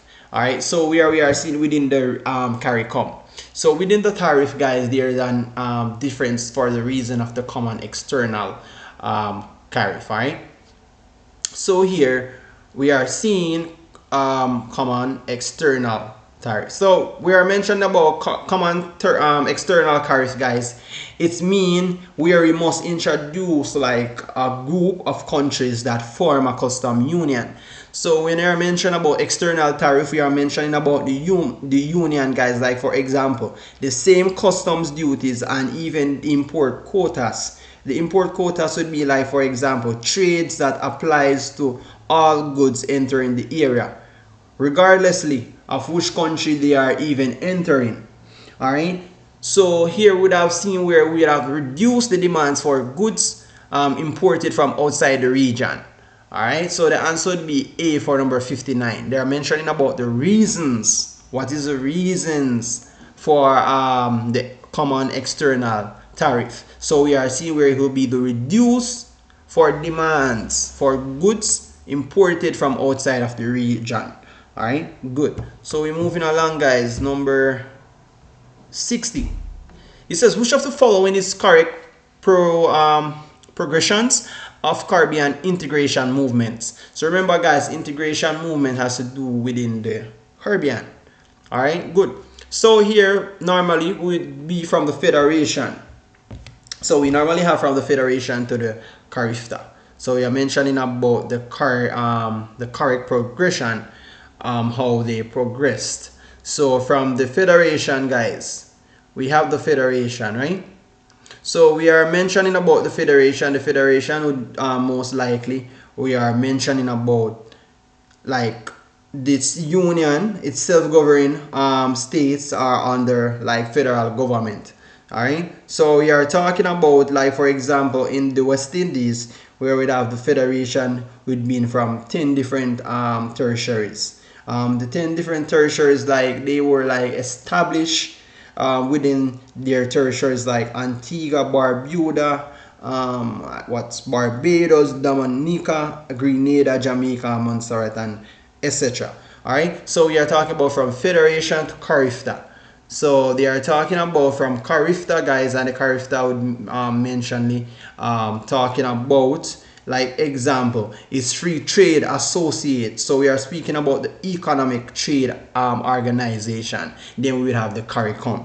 So the answer would be 60. So we are talking about the correct progression, where they are coming from. So they start from the Federation to the CARIFTA until we have the CARICOM. All right, guys. So here when we are mentioning about the CARICOM, we are seeing where it would be like the Caribbean community. All right, so we are it is the outcome of where we are seeing single market. Like for example, it is the governmental organization where we have political union. They are like going through, I would say it's trade, where we are having other small islands, guys. They are trading, you know, like they form within their nation to have its own regional group to encourage common policy or even economic goals. All right, they are working together to have a goal. All right, so that is CARICOM. So the answer to this, guys, this would be a 2011 paper. As I mentioned, let me write it. It's a 2011 paper 1. All right, so we are moving on. We're moving on to, this is a 2014 paper. And I will be moving on to 2023 very soon, guys. I was getting a little bit tired. Just a moment. Oh my, I'm getting a little bit tired. Alright. Good. Alright, guys, make sure everyone do drop a like if you haven't do so. We have 60 likes already on the stream. Can I get 100 likes, guys? Good. And share the stream, guys. Please share the screen. Alright, share the stream, guys. Make sure you guys do click the share button and share the stream in your WhatsApp, or it doesn't matter, whatever social media you have, to your friends, so they could be beneficial as well. And we're moving along, guys. I'm a little bit tired, to be honest. So we're going through these answers. Alright, good. Alright, good. Just a moment. Alright, guys, good. So number 1 here, it says, alright, so it says, which of the following statement best describe a conjugal family? So we are mentioning about a conjugal family, guys, and a conjugal family has to do with a family relationship that is developed through marriage. All right. So we are talking about how can the relationship develop through marriage. All right, guys. I hope you are seeing the screen very clearly. If you are not seeing the screen, guys, then you need to click the upper right corner of the video where you see the setting icon. Click on quality, and then you're gonna hit advanced. Once you hit advanced, you're gonna click on 480p. That would be the resolution of the video quality. So you can change the video quality, guys, so you can see the video more clear. All right, good. And we're moving along here. Number 2, it says the process by which childs learn how to behave is known. All right, so we are talking about socialization, guys. So we are mentioning about socialization. It has to do how does a child being groomed. All right, so we are mentioning about socialization, how well a child is being groomed. All right, so it would be the activity of mixing with others. It's the process of learning. Sorry, so it's a process of learning and how they behave in a way that is acceptable to society. All right, so that's what socialization means. So socialization meaning the process of learning and how to behave in the way that acceptable to society. So therefore the answer would be B. So they are mentioning about how a child learn and how to behave. So anything has to do with learn and behave, guys, it has to do with socialization. All right, good. Moving along. All right, number 3, it said which of the following factors can help to improve marital relationships. So marital relationships, guys, has to do with it cooperation between married partners. So they are mentioning about how can the factor improve its marital relationship. So we are having the cooperation between married partner where they cooperate together, guys. They are making decisions together, and this is how the factor can help to improve the marital relationships. All right, I'm a little bit tired, guys, but I'm going through this paper for you. All right, just taking my time, I would say my precious time, guys, because I want everyone to receive a grade 1. All right, not just by studying and you're not passing your exams. I want everyone to get a grade 1. So good. All right, so number 4 here, it says item 4, based on the following statements, John, Simon, Harry are cousins who live in the same house. So they are mentioning about which of the following terms best describe their relationship. So guys, here we are talking about the household. So here we are seeing that John, Simon, and Harry, they are all cousins. They live in the same house. So what can best describe their relationship? Remember, guys, they are not peers. They are not friends. They are not groups. Siblings, they are not brother. They are not sister. Contemporaries, they are not contemporaries. And the reason why they are not contemporaries is because they are not a part of a different group, guys. Alright, so contemporaries is a person who live in an extended same place or another. Therefore, alright, so there would be relatives. They would be relatives. So the answer for number 4 would be relatives. Alright, good. Alright, moving along, guys. And as I mentioned, everyone that watching the video, if you do see ads on the video, please feel free to watch it. Alright, guys, you don't have to watch the ads for a long period of time, just to show appreciation, guys. Remember, I'm doing this for you guys. Alright, just ensure that you guys can get a good grade 1.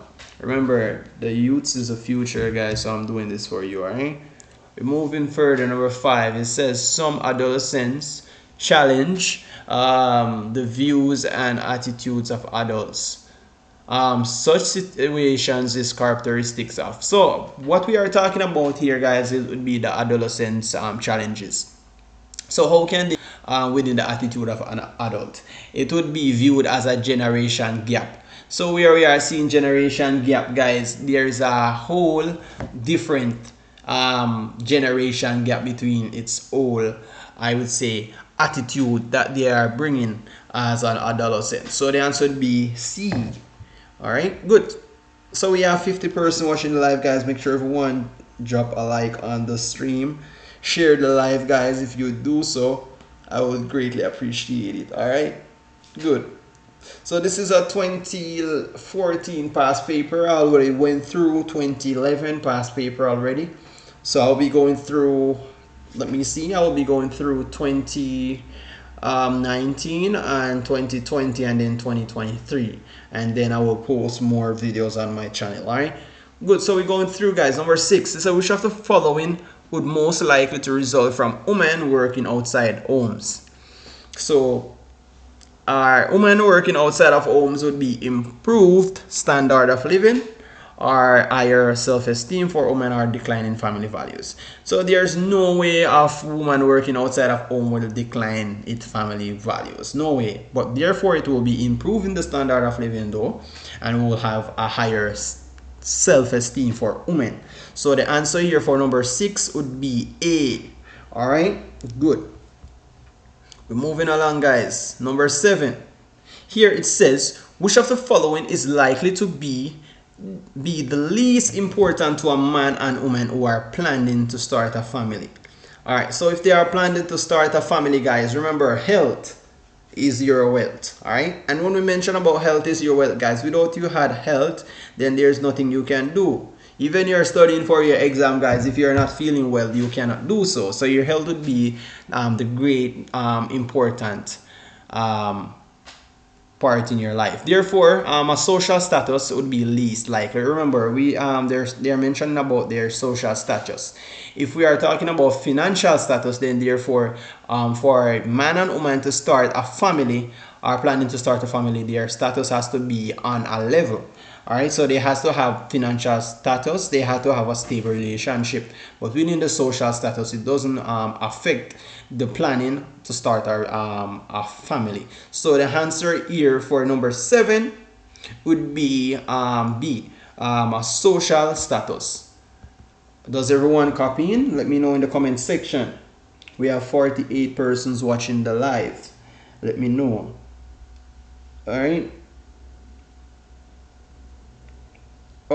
Okay, no problem. The reason why I was just explaining the questions is because I just want everyone to understand, because I've been getting these comments that I need to explain while I go along. So I'm just explaining so everyone could understand, not just throwing out the answer. What if the answer is wrong? I'm just have to explain it, guys, so you can understand.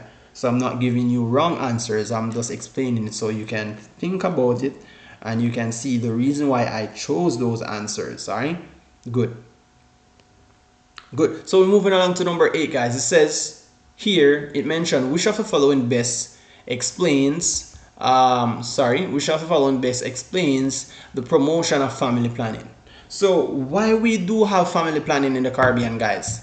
It's not likely that they are teaching parents to survive the activities of their children, and it's not likely to ensure that there's a balanced number between males and females. It's not that. It's not even to allow a person to have sexual relationship with chosen partners, but it's to give parents the control over number and spacing of their children.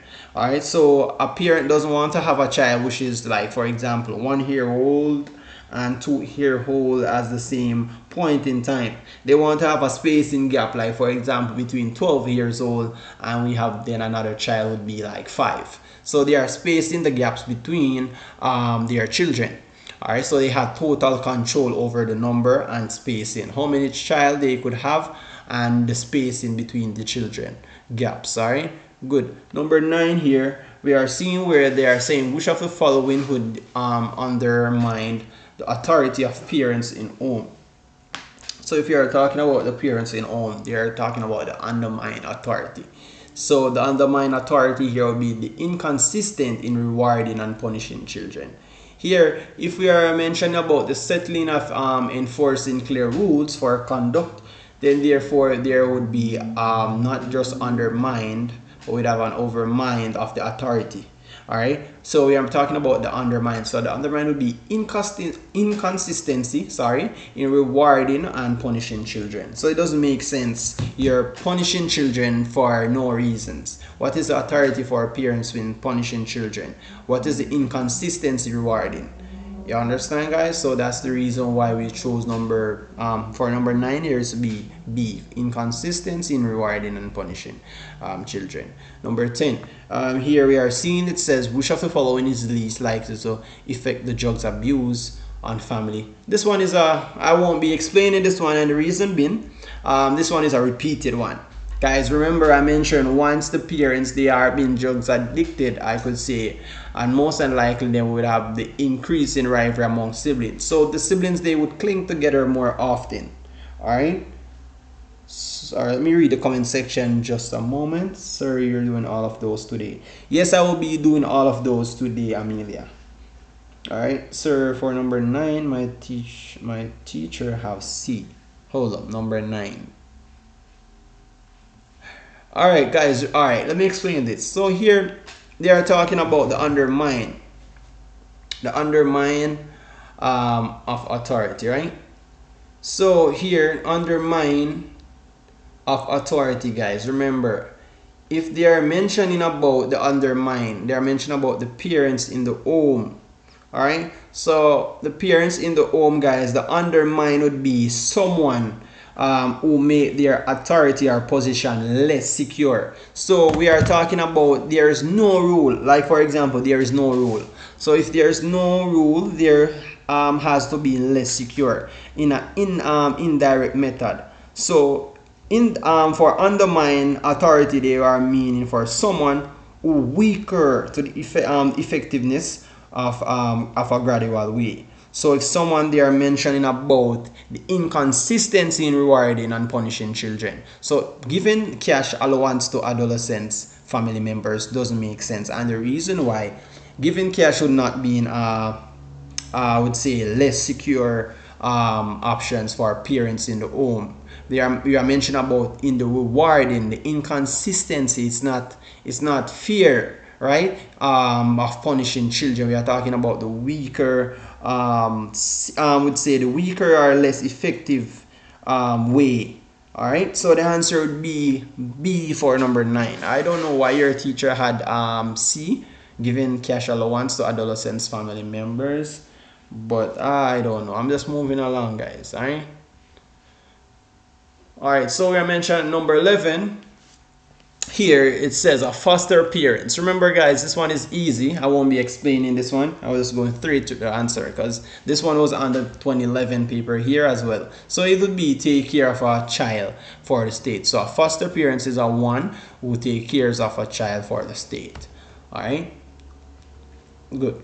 Number 12, it says which of the following is not a way by which traditional customs are kept alive in the Caribbean. So we are talking about not. So which one is not a way by which traditional customs are kept alive? So government supporting senior citizen homes. Remember, archives compiling local or oral history. Then therefore we are seeing where we have the whole history combination of the tradition customs. So they are mentioning about which is not a way which tradition customs is something that really passed down, guys. What we normally seen happening in the Caribbean over and over. We are not seeing governments that are normally supporting senior citizen homes, but we are normally seeing where villagers is organizing folks festival annually, and we always normally see where families practicing ancestral dance regularly. All right, remember, guys, if we are going back in history, back in the days, I would say 1990 or 1962. Back from those days, I think most of you were not born by those times. All right, we have traditional customs. All right, so we are seeing where the customs of the tradition is being passed down from one generation to another generation. So we still seeing where families is still practicing ancestral dance regularly. Well, not mostly in this modern society now, but it's been the same tradition customs. So it's just to keep the tradition custom alive. So we are talking about which is not a way to keep the the customs alive. So to keep the custom not alive would mean the government supporting their seniors home. But all of these applies. All right, good. We're moving along, guys. Number 13. Good. Yes, all right. So identify the order in which the ancestors of the Caribbean arrived in the region. Remember, guys, I was mentioning this one. I think it was last night on the live that I went, right? This one is a repeated question as well, guys. Remember, this one can be tricky, but remember, guys, we normally had the Amerindians first, and then we'd have the Europeans first. Let me see. Yes, Europeans. Let me just see this one. I just want to make sure I got it good. The Europeans, yes, second, and then we have the East Indians, third. No, not the East Indians, Africans. Just a moment, guys. Let me look on this one, because this one would be C, but let me just a moment, because this one is a little bit contrary, guys. The Amerindians was first, right? Then we have what, the East Indians first, or the Europeans? The last one would be the Africans. So it's either between B. Let me see. East Indians. So the Amerindians first, the Europeans. So it's between these. I'm gonna go with B for number 13, guys.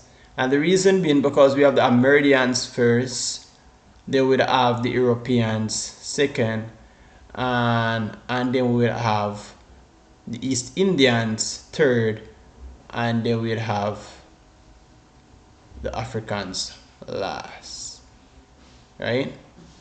So I'm gonna go with B. Alright, I'm gonna go with B for this one. You got C? C? Whoa. Remember, guys, we are talking about the ancestors in the region. So if I was supposed to reconstruct this question here, right? Let me look. All right, so let me check. In the Africans, right? The area which of the ancestors, we are talking about the arrival. So if we were supposed to mention which one of the ancestors arrived in the Caribbean. All right, so let me look. So we have the Amerindians. All right, just a moment, guys. We have the Amerindians. Let me see. We have the Amerindians. We have the East Indians. If I was supposed to check the here, the last set of sorry. All right, let me see here. So we have the Europeans. Let me just reconstruct this one. Let me just, guys, I'm trying to get the right answer for this one. Just let me figure it out, guys. So let me see. The Amerindians was first, right? Yes, the Amerindians was first. Good. And let me see. Amerindians first. So then we'd have the Amerindians first, and then let me see here, the Amerindian first, and then we have the European second. Yes, because after we have the Amerindians, we have the Europeans. Good.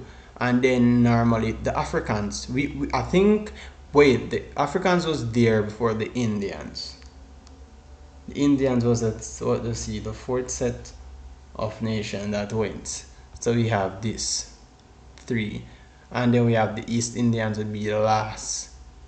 Yes, guys, it's correct. So this one would be, let me see. So we have the Amerindians first, we have the Europeans second. So we'd have 1, 3, right? And then we have African third. Then we'd have the East Indians. Yes, it's correct, guys. So the reason why being because remember the last set that would basically came to the Caribbean, I would say it would be the East Indians, because remember we have the Amerindians, they were there at first, then we have eventually the Europeans, they are coming across the Caribbean, and then we'd have the Africans.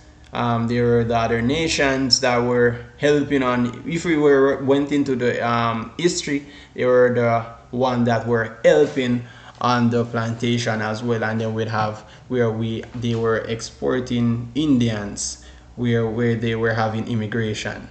All right, so the answer would be C. I will go with C for number 13. It's B? No, how do you get B?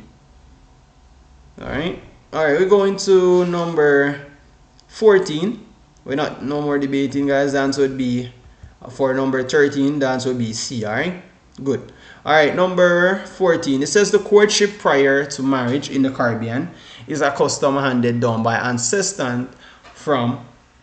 So they are mentioning about the courtship prior with the marriage. So they were handed down by ancestors. So in courtship prior, guys, it was handed down from the European.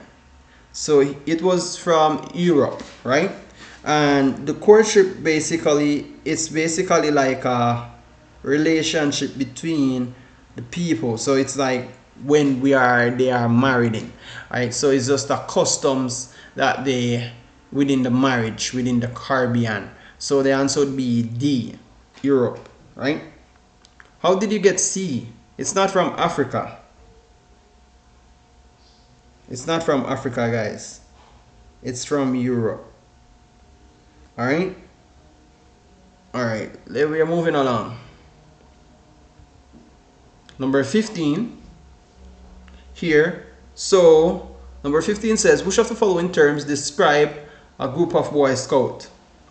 So a group of Boy Scout, guys, would be formal and voluntary. All right. So we have difference between informal and formal. Voluntary, they are participating, and formal, they would mean basically wearing uniform and badges. So moving forward, that would be A for 15. All right, I won't be explaining much because this is a repeated question as well. Number 16, it says which of the best characteristics, not characteristics, but characterize a primary group. So what we are talking about a primary group, guys. A primary group would be in a type of group. They're different characterized, which they had not just a similar interaction, but is where they can meet and they had discussion where it would be face-to-face interaction. All right, so that's what they meant by a primary group. And if I was supposed to give example of a primary group, guys, we are mentioning about, like, for example, two like different types of group that they had different interaction in numbers. All right, so that is would be a primary group that they had face-to-face interaction. All right, I'm a little bit tired, guys. We're just moving along. All right, so primary groups, they are groups, guys, that are formed. It could even be formed by a family or even environments as association, but there are groups that they do close, either by close friends, so they are face-to-face interaction. Moving along to number 17, guys, it says democratic control, open membership are features of. So remember we are mentioning about democratic, and democratic has to do with more than one. So it's more like a leadership lifestyle, guys, where they have more than one decision making process. All right, so they make decision on a wide variety. So they participate in. Moving along, number 18 here. Boy Scouts. Good. Let me move along. All right, so number 18, guys, says refers to the following table which gives marriage divorce data. So we are looking at the data here, guys. We are seeing difference between marriage and divorces. All right, good. So here it says we have the year which is from 1996 to 1999. Good. We see where we have divorces rates. So we have the divorces numbers and the total. So which of the following best is true? So here, guys, we are seeing, let me look at the statistics level. So here we are seeing marriage and divorce in the country. So this is calculating the amount of numbers between marriage and divorces. So we are trying to compare how many person divorced versus how many person married. All right, and we are also given the year. We are also given a statistical data. All right, so I would choose A, and the reason why I choose A is because it's the numbers of marriage and divorce increased over the period. So that would be the year, which is from 1990, not 1990, sorry, 1996 to 1999. So it basically, the other answers are not applied because we are not seeing where more marriages took place in 1999 than in 3 years period from 1996 from 1998. So the answer would be A for this one, guys. All right, I'm a little tired, but I'm pushing through. All right, guys, I'm just trying to get this paper finished real fast. Number 19. Here it says, refers to the following dialogue. All right, good. So it says, sister says, when Marvin was group leader, he always ordering us about. And this one is a repeated question, guys. It says, I prefer a group leader who's allow members to do as they please. So they are talking about, guys, they are talking about two type of leaderships. All right, so you have between autocratic, charismatic, or we have democratic, or we have laissez-faire. All right, so when we are mentioning about autocratic now, guys, autocratic leadership would be a leadership that is a style of a leader where they hold a power to make decision without there's an input or from others. So the dialogue here, remember, they says, I prefer a group who allow members to do as they please. But he says when Marvin was a leader, he always order us about. So let's look at this. They are mentioning the leadership style that Marvin was described as. Remember, Marvin, he was ordering them. So he doesn't need any input. He doesn't need any decisions from them. So we are talking about Marvin here. We are not talking about what Paul is referring to.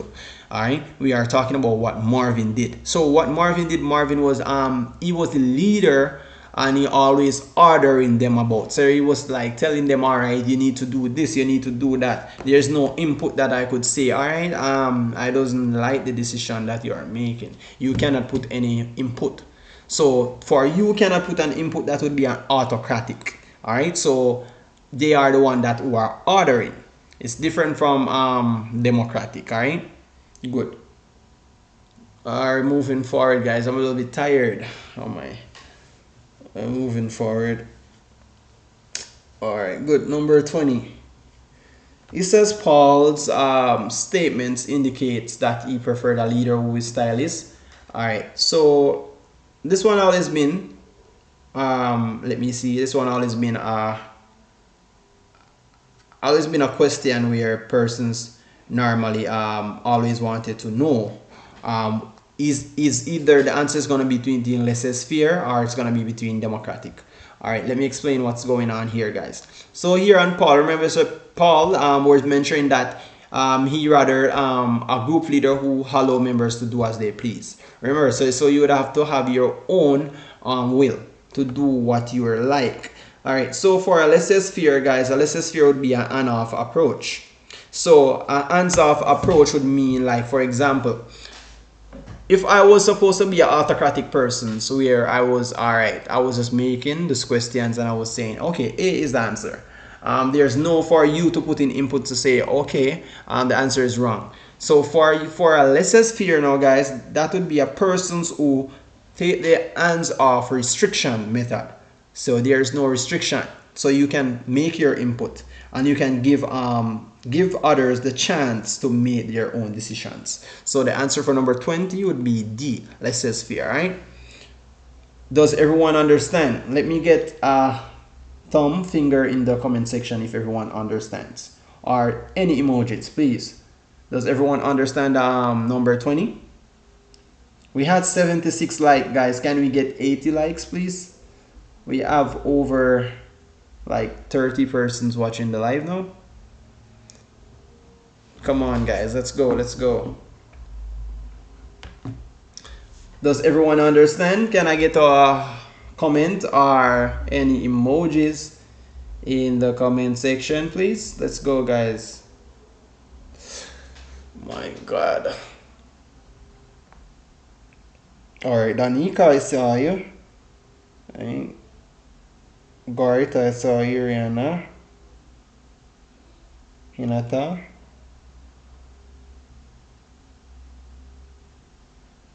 Can you repeat it again? Sure. All right, so I was mentioning about Paul's statement. Remember, Paul mentioned that they rathered a persons who can make their input. So make their input would mean making a decision of their own free will. So remember, for you to be not autocratic, right? So let me explain the term so you could understand. You don't understand number 20? Or let me explain. Let me explain number 20. Guys, just one moment. Let me explain number 20 for one of the students in the comment section. All right. So for you to be not autocratic, right? You would have to be the persons that making the decisions. You do not need anyone advise or input what they are saying. Good. So if you're gonna be a laissez-faire, then you would take off the restrictions that you would need someone advise. All right, so you give persons the opportunities to make their decisions. So if we are in a group, like a class group, and we are making a project, then for example, I would tell my group members that, okay, you can buy whatever you would wanted to make the project and decide for what they would buy. You're not telling them that, okay, you need to get a marker or you need to get a pen. You are giving their own free will. So this is the answer here, guys. Laissez-faire, that's what it means. So Paul was mentioning here, and let me just go back to the statement. Paul says, me, I prefer a group leader who allows members to do as they please. So does everyone understand, guys? Let me know. Number 20 is clear and precise. And we're going to move along. Does everyone understand? Sasha Brown. Sasha, oh, that's Sasha. All right, Sasha Brown, Deshawn, and Sasha Lewis. Okay, does everyone understand? Joshua, Perry, and the rest. Does everyone understand? Moving along, guys, all right, because we have a few more papers to cover. Okay, good. All right, moving along now, guys. So number 21, it says, which of the following is not a role of trade union? So the role of a trade union, guys, would be in educating workers about their rights. All right. So the role of a trade union, you could educate their workers about their rights. Also, you can also monitoring their safety at work, at the workplace, and also collective bargains of worker welfare. But the role which is not applied for you to report in neglected worker to management, this is not a role of trade union. All right. So if we are mentioning about trade union, this options here does not apply to trade union role. Remember, trade union refers to protection for their interests of their members. Negotiating over their working conditions such as wages. So if we are educating workers about their rights on the job, then we are going in regards to the working condition, right? We are protecting their interests, right? We are letting them know what is required from which is not. But if we are reporting negligent worker to management, that is not a role of trade union. Does everyone understand? Sir, I'm seeing plenty of repeated questions from the paper we go through last night. Yes, Amelia, most of the questions are repeated. Does everyone understand? We have 62 persons on the live. Can I receive, can I basically get 100 likes, guys, please? By the time I'm supposed to finish this this old paper, I could basically get like 100 likes. We have 63 persons watching. Welcome to everyone who's just stopping by, who was here before.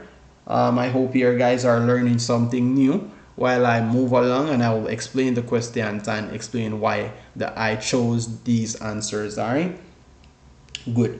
Repeat. All right, so we are mentioning about the role of a trade union, guys. So let me explain one more time. So trade union is when we are protecting the interests of their members, and we are also negotiating over the working conditions, or for a working condition such as, like, for example, wages, right? Wages. So here, remember, we are just protecting their advanced interest in the workplace. So here, if we are protecting their interest in the workplace, we would not reporting their negligent worker to management. That would be not a role of the management in regards to the trade union. All right. So here, educating workers about their rights on the job, that would be a role of the trade union also. Or we are protecting their interests. Collective bargains for worker welfare, good. Monitoring safety of workers at a workplace, that would be totally good as well in the role of a trade union. But this would not apply reporting negligent workers to management. All right, everyone understand? I'm moving along to number 22. All right, good. Number 22, it says the right to vote in election is known as. So the right to vote in election, guys, is known as a franchise. All right. So what is a franchise? So let me explain what is a franchise, guys. So a franchise would mean like a constitutional law, right? So within the government, guys, within the government states, a franchise is the right to vote. And the reason why it would be the right to vote is by the people. So it's ensure that the government of the people, they give a fairly way where we can join between their own free will. So they are given the rights in election to vote. So the right way for giving the rights in the election to vote, the meaning would be in franchise. All right. So that's what we mentioned about a franchise. All right. Good. And also, let me give you a quick example of a franchise, guys. So, like for example, in a local election, right? We had the right to vote. So we had the right. Remember, everyone has their rights, guys, right? In a ballot, come on, those we have the rights to count the ballots? No, not necessarily, right? In a constituency, constituency. So in a constituency, we doesn't really have the right to be in a constituency. But for example, in a franchise, everyone has the rights to vote. So the answer for number 22 would be franchise, right? This is a 2014. Yes, 2014 paper 1 social study, all right? Good. Kenzia, good. Does everyone is understanding? We have 57% on the like. On the stream, I would say make sure everyone do drop a like and subscribe if you haven't do so. Thank you so much for stopping by. I'm a little bit tired, but just trying to get this paper finished, right? Good. All right, number 23, it says Caribbean countries where the Queen of England is the head of state may describe as. So remember, guys, once you are mentioning about the head of state, the head of state would be the whole let me see, head that control. So they are like government political. They control the whole, like for example, upper house, lower house. We have the hub for the main. Here we have the head of state. So the head of state, guys, that control most of the, I would say, regions. We are seeing where it would be monarchy. So the monarchy would be like the king or queen. All right. So they are dictated as monarchies. So the answer would be C. So the keyword here is queen. Where the Queen of England is the head of state, they are described as monarchies. So those are the higher heads. All right. They are more higher than the government. Those are king, queens. They oppose the law that was passed down by the Governor General to the Prime Minister. Right. No problem. All right, we're moving along. Number 24, it says in the English-speaking Caribbean, the first court of hearing for criminal offenses usually. Whoa, my battery is going low. Just a moment, guys. Let me get my charger. All right, just a moment, please. Don't go anywhere. Just a moment. Let me get my charger. Alright. Let's go. Alright, let's go. Alright, good. So we're moving along, guys. Alright, we're moving along. Are we ready? Let's go. So, alright, they are referring to hearing of criminal offenses, guys. So, we are talking about magistrate. Alright, sorry. So, sorry. So, in magistrate court, guys, we are seeing that what is, alright, let me just explain it. Sorry. What is the meaning of magistrate court? Before we go to the answer. So magistrate court would be like, for example, it's a lower court where they serve like jurisdiction for all criminal proceeding start. So for any criminals that has a criminal matter, guys, we normally do the first hearing of criminal offenses, and that court would be passed down to a magistrate court. Alright, guys, so that court is referred to as a criminal offenses court. Good? Does everyone understand? So the answer would be D, magistrate court. It's not court of appeal. Alright? There's difference between those. So we're moving further, guys. Number 25. It says, in a constitutional monarchy, right, the political leader of the victorious parties become. So here, let me explain it. In a constitutional monarchy, or even the political leader. So for the political leader would be the prime minister, guys. So here we are seeing where they will be victorious in a party. They will become. So if they had a party like PNP, JLP, guys, how can they be victorious? So they are being victorious by becoming the prime minister. So once they are the prime minister, then we'd have to vote for them, guys. And for us to vote for them, then they would be elected as prime minister, but not governor general, guys. We are talking about the parties in a political constitutional monarchy. So the answer would apply as a prime minister here for number 25. Good. All right, guys, we're moving forward. Number 26. It says the role of the opposition in a parliament can best describe as. So in a parliament, guys, the opposition, we are talking about the key word here. So the opposition in parliament can best describe. So best describe. So opposition in a parliament would be the analyzing government policies and presenting alternatives. All right, so anything that we mentioned about analyzing the government policies, so we are like gathering the government policies, and then we are just presenting different alternatives. All right, so the answer for number 26 would be D. Are we copying, guys? Let me know in the comment section. All right, does anyone here on the live want to sleep, or are feeling a little bit bored, or let me know in the comment section. All right, guys, I'm a little bit getting tired, but let me move along. All right, we have a far way to go. We have 3 more papers to complete, but let's see how far I can go, guys. Good. So here, number 27 says, which of the following best describe the functions of a government which follows Westminster model? All right. Good. So within they are mentioning about the keyword. The keyword would be best describe the function. So the function of a government which follows the Westminster model would be it makes laws, interprets them, and enforce them. So alright, in the function of a government, guys, we are seeing it follows the Westminster.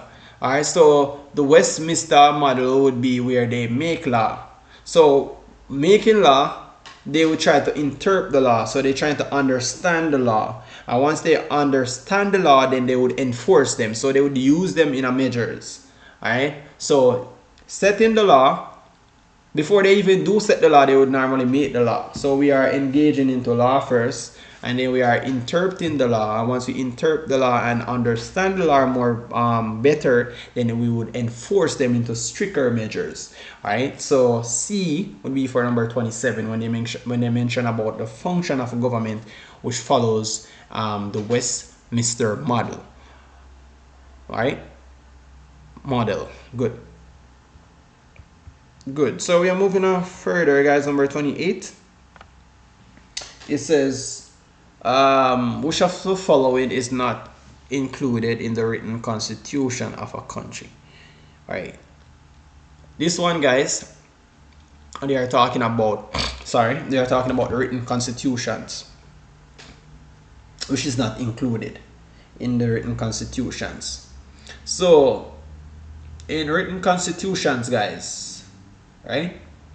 So in written constitutions, they wanted to know which is not included, right? So in a written constitution of a country now, guys, we are mentioning about the character of a country, right? So we are also mentioning about the structure in which the government in the country they are, where we could see opportunities. You could even join out the fundamental principle by which the state is governed. All right. So here they are talking about which of the following is not included. So in a written constitution, we are seeing where sets out the judgmental is included, principle by which its state is governed. All right. So here, example would be legislatives and judiciary, right?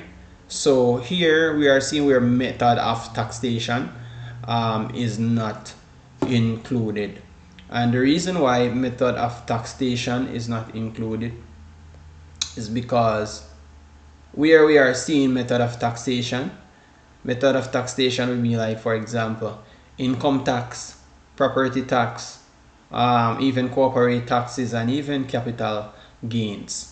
And the reason why it's not included is because it has nothing to do with the written constitutions of a country. All right. But responsible for citizens has to do with the written constitutions. The power and responsibilities of a parliament has to do. Also, even the powers and function of officers of state has to do. But with the method of taxation, they had nothing to do with in the written constitution of a country. All right. So the answer for number 28 is A. I'm trying to explain it as best as I can, guys.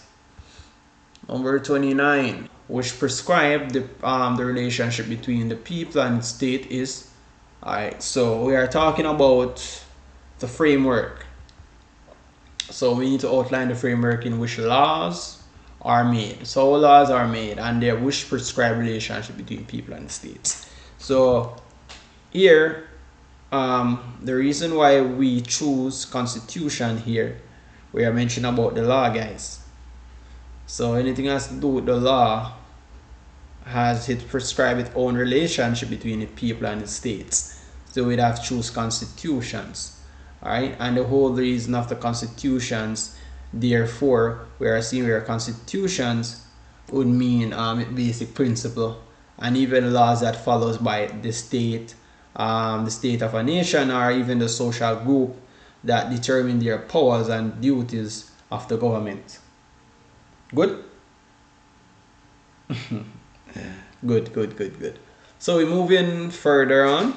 Number 30. We're almost through, guys. Basically, this is half of the past paper so far. We are almost there. 30 more questions to go, guys. Sorry. So here it says an individual may deprive of his fundamental rights constitutionally if.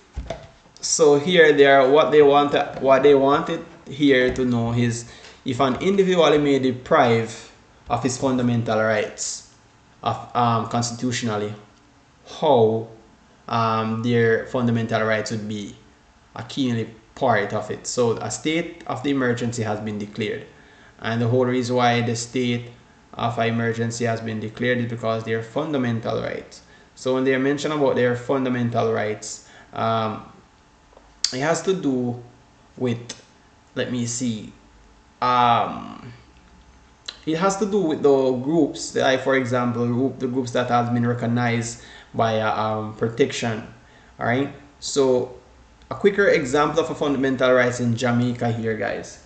We are seeing where the rights of a life, of security, the person would have been, for example, the rights, before you do sentence a person, guys, or execution of a sentence of a court, in respectively of a criminal offense, therefore the person would have been convicted. So the right of the freedom would be on conscience. So they would have also have a belief or observance of political doctrine. So the rights of freedom would have been expression, would have been unexpressed. So here we are mentioning about the fundamental rights, the constitutional. So how may that deprive the fundamental rights and the constitutional? So it's possible as we move further. All right, good. And please watch the ads, guys. All right, so if you basically click on my videos and you see ads, you can just watch it, guys, just as appreciation. Remember, guys, we are going through past papers and we will be going over more.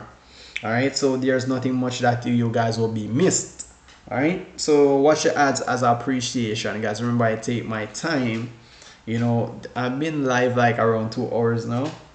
Well, I soon, after I finish this paper, I will be getting something to consume, guys, right? Because I'm a little bit tired at the moment. So we're going along. All right, so we were at number 31, right? Yes. So 31 here we are seeing where a table is being shows the population figure of the country. Good.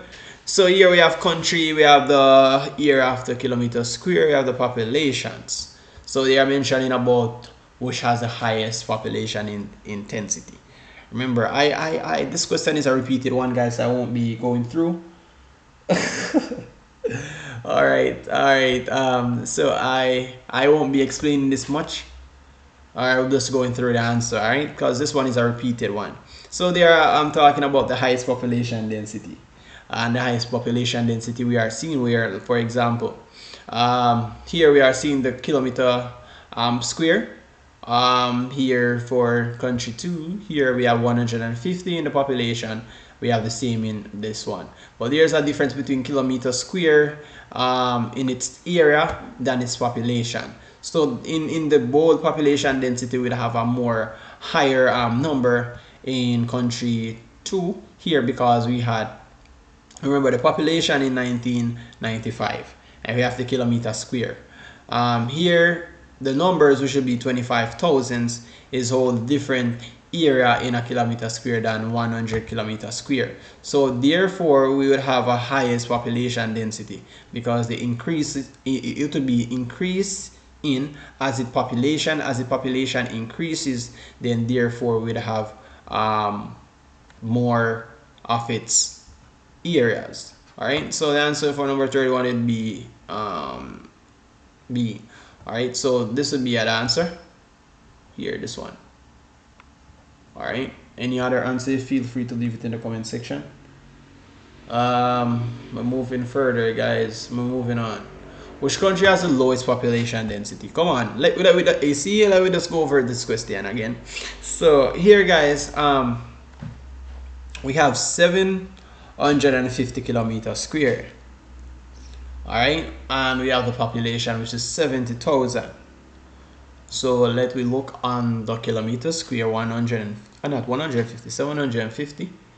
We have 70,000. Here we have 100. We have 150,000, right? We have 300. We have 100,000. Good.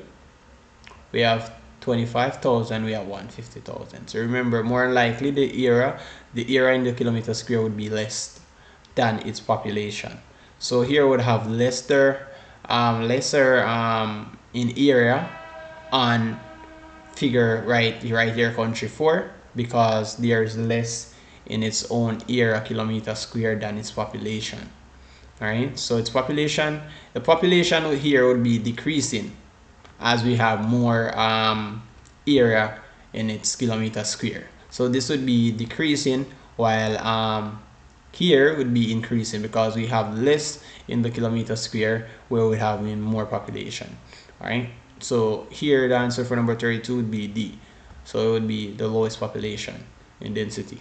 All right, good. We're moving along, guys. All right, number 33.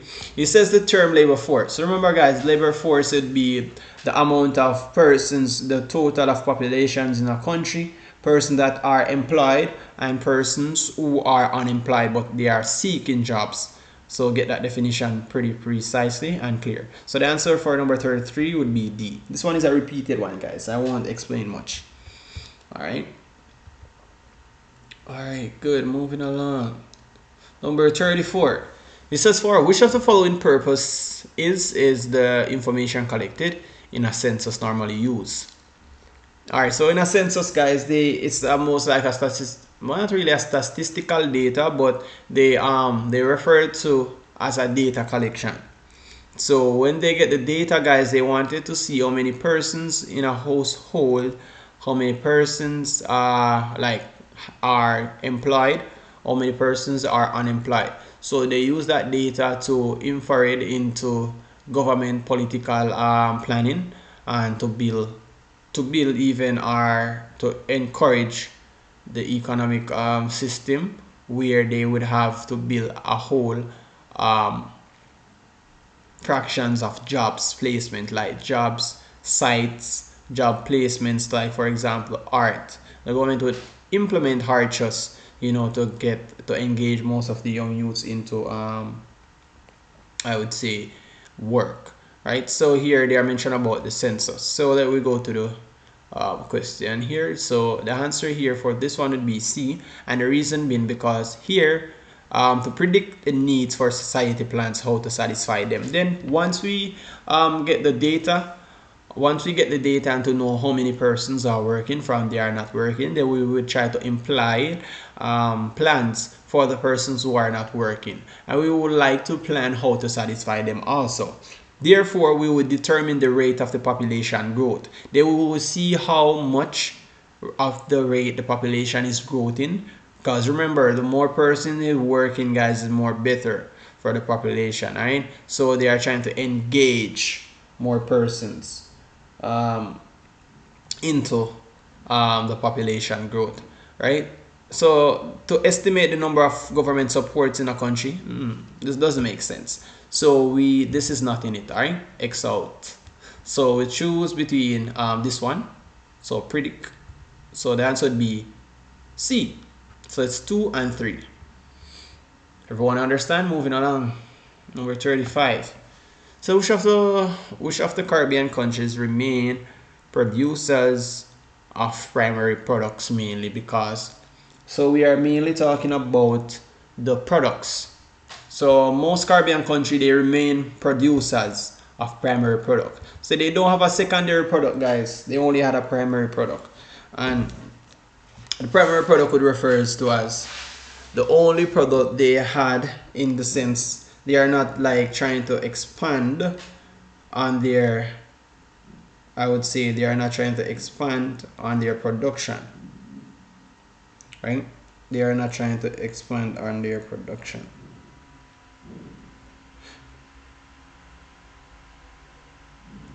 Just a moment, guys.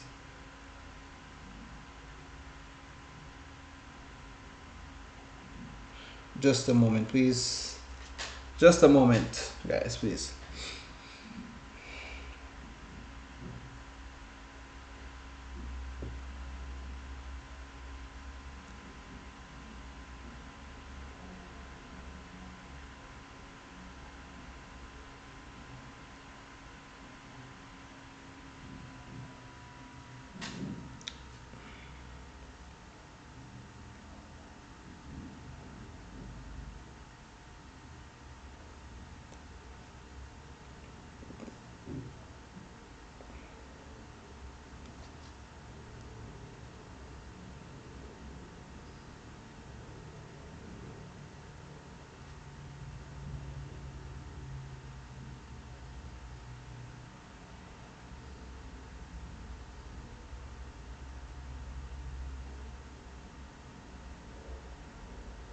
All right, good. All right, so I'm back, guys. All right. All right, good. So we are at number 35. Sorry. So they are mentioning about the countries, the Caribbean country remain their producers as primary products, and they normally remain their producers as primary products, and it's mainly because they lack the means to produce their resources. All right. So here, what they are mentioning about primary products, guys. Primary products are products that consist of like natural raw material. So they are unmanufactured products. Those products are not manufactured. But because they lack the means to produce their resources, alright? Good. This one is a repeated one as well, guys. Number 36. It says, which of the following are problems associated with rapid urban growth in developing countries? So when you are mentioning about urban growth, guys, sorry, so they are talking about urban growth. All right, so urban growth, guys, has to do with the unplanned infrastructures. So there are plans, guys, that are not necessarily in environmental degradation, guys. We are seeing where like unplanned infrastructures. So they are like rural, for example, some rural areas where we had unprecedented growth. There are not much growth of, there was just some unplanned. So they are mentioning about unplanned. So here we'd see where we would see unemployment would be in a factor here, and we would see where shortage of house would be one. If we have shortage of motor vehicle, it doesn't being in a case where we'd have an unplanned growth of an infrastructure, but we are seeing where unemployment would follows as shortage of housing would follows as well. So for the answer for number 36 would be A. Right? This one is a repeated question as well, guys. Good. Moving along, number 37. It says the concept of push and pull factors. Remember, guys, I was mentioning about, I will just give a quick example. Push and pull, guys, is when we are having what influence you to leave your country, and what the country that you're moving to, what is attracting you to that country. So, you know, moving from one country to the other country, for example, moving because of poverty, and we are seeing opportunities. All right, so that is push and pull. So it's just the migration of people. So eventually they will migrate. Good. All right, moving along. I'm so tired, guys. I think I'm gonna end the live after this one. It's very. I just wanted to go through more of these papers. Oh my, I'm a little bit tired, to be honest.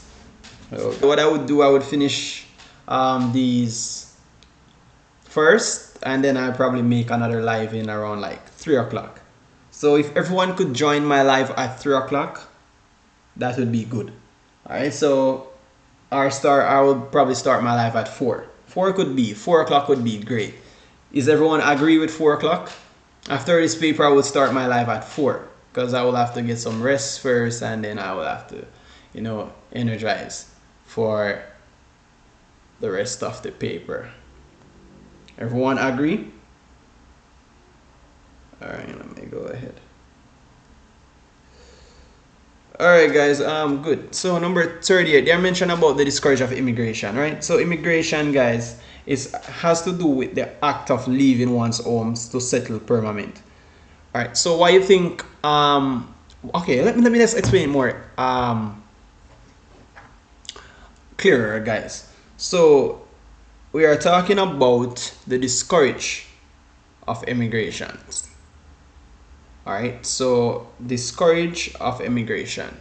So what could even cause you to leave your country? All right, so there's are many factors of discourage of immigration, guys. So here, what can discourage? Remember, we had migration and we have immigration. So for immigration, guys, we are talking about relocating. So we are just relocating. Persons are moving from one country to reside. So they are moving from one country to live in another one. People who normally immigrate, guys, for many reasons. They normally immigrate because one, chance of employment, or even the quality of life. All right, so we are talking about which are following would discourage. Let me see what would discourage: a high standard of living in a destination country, or relaxed immigration law in the destination country, or availability of well-paid jobs in our origin country. And just a moment. Lack of economic opportunities in a country of origin. So remember, guys, what could discourage immigrant? Sorry. Availability of well-paid jobs in the our country. How could that? You know, guys, I normally argued with this question though. To be honest, what time would you end though if you start at 4? Well, I'm gonna end after this video. All right, I'm gonna end after this paper I would mention. After I reach number 60 on this paper, I will end the live. But I'm just looking into this question, guys. This question has always been a question where everyone always been debating on. So here we are talking about immigration, guys. Remember, we are leaving one country to live in another country. But why the reason we would leave? We leave because of poverty. All right, and we are going to the other country because we can see where we can get opportunities. All right, so therefore country. Remember, they are talking about discourage. What could discourage an immigrant? Discourage them. Remember, discourage them. Available. If we are getting well-paid jobs in our country origins, where you're from, that would not discourage you. Hold up. Let me just read the question good. Oh, yes, this is right, guys. Let me explain what's going on here. Remember, they are mentioning about discourage. All right, so if we were supposed to leave your Caribbean country, for example, Guyana. If you were living in Guyana and you were supposed to leave Guyana, right? Eventually, if we having availability of well-paid jobs, that would not encourage you to leave your country. Remember, because we are getting good, well-paid jobs in our country of origin. Origin means where we are from. So if we are getting well-paid jobs and availability, then that would discourage us from leaving, don't? Yes. So the answer would be C, guys. It would not be lack of economic opportunities in the country of origin. All right, because I was just looking between these answers, but the answer would be C, the availability of well-paid jobs in the country. Remember to read the questions very carefully, guys. All right, do not rush the questions.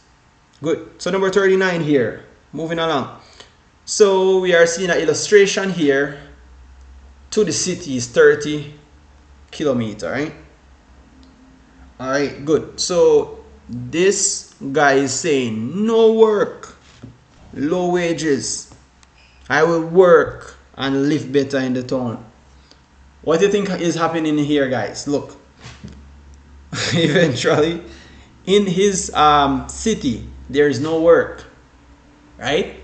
And it seems as if work would be there, but they are mentioning no work, low wages. If there is no work, then why would you have low wages? But work is there, but his work is just hard for him to get, guys.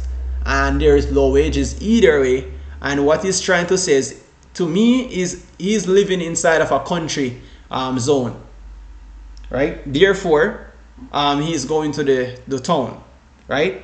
So he's leaving. So let's see what the question is asking here. It says, which of the following may result if many persons do what the young man in the picture is doing? This is very funny though. All right, let me look at the answers here. So it says growth of shanty town and squatters settlements. So here, guys, we are seeing they are mentioning about growth. So growth of shanty towns and squatter settlements. So he's leaving for better growth, right? And he's not settled in a squatter settlements. Eventually, he doesn't want to settle in his, I would say, in his town, because there's no work and there's low wages, right? Next thing here, I'm seeing where there's inadequate housing, education, and health facility in urban areas. So in these areas, guys, there's not enough housing, education, and health facilities. Remember, he's saying that you will live better. You will live better in the town. Therefore, there's lack of what? Housing, educational, and not even health facilities. So therefore, if many persons would do what this young man is doing in the picture, then we'll most likely to have a result. So this would not mean an issue, and we'd have growth and opportunities also. So the answer would be C for number 39. All right. What's your opinion on the recent paper 2? Well, I heard that paper 2 wasn't hard. I heard that it was, most of the questions was like slightly repeated, I guess, but they were like rephrasing in a different sense. So I think everyone should do good on the paper 2. I don't even say good, but excellent. Everyone should do excellent on the paper 2 as well. All right, we're moving forward to number 40, guys. We're almost there. It says, which of the following is least likely to lead the development of a human resource of a country? Good. Will you live stream tomorrow before exams? Yes, I will just do probably a one review. All right, probably I will just do one review in the morning. All right, good. All right, so here, guys, we are mentioning about which is least likely to lead to the development of human resources. So we are talking about the least. So least likely to be development of the human resources of a country, they would likely, the least would be increasing the cost of living. All right, so we are talking about the least, but in case we have an increase in the minimum wages, then that would be most likely to develop of a human resources of a country. So therefore, we are these options is not applied. So improve health services not applied. Increased in the minimum wages is not applied, and improving educational opportunities is not applied. But the increase in the cost of living will do. So this would be least likely to lead the development of a human resources. All right. What time? You'll have to let me know what time is exams, guys. What time you have the exams for paper 1? Anyone can inform me with that information, so I could know what time frame I could make the live. All right. Please let me know in the comment section. All right. Number 41. It says, which of the following is most likely to result from rising level of unemployment in a country? 1 o'clock. All right, good. Well, I'll probably go live between 11 o'clock. All right, 11. So I will go like probably, let me see, probably before like 2 hours before your exams, guys. All right, good. All right, good. So all right, so rising levels of unemployment in a country. So we are talking most likely to result. So if we are talking about the rising level of unemployment in a country, would be the increase of immigration. So immigration, guys, we are just leaving. Remember, as we were told in you, we are leaving our country, going into another country to work, all right, and to also settle. So therefore, eventually we would see there's an high level of unemployment. Why we are leaving our country? Because everyone doesn't have a work, and we need work, we need money. All right, so they are increasing immigration. So the answer for number 41 would be B. Moving along to number 42. It says, which of the following actions may be taken by an employer against worker during the industrial dispute? This one is remember, guys, this one is a repeated one.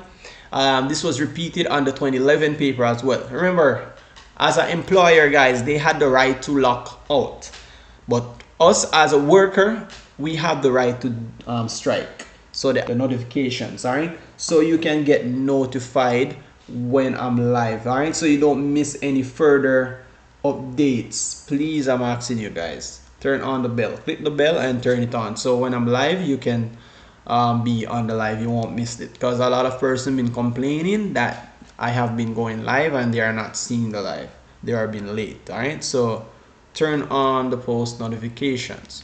Moving further on, guys, number 43. It says, what is the most appropriate order of task for a job seeker?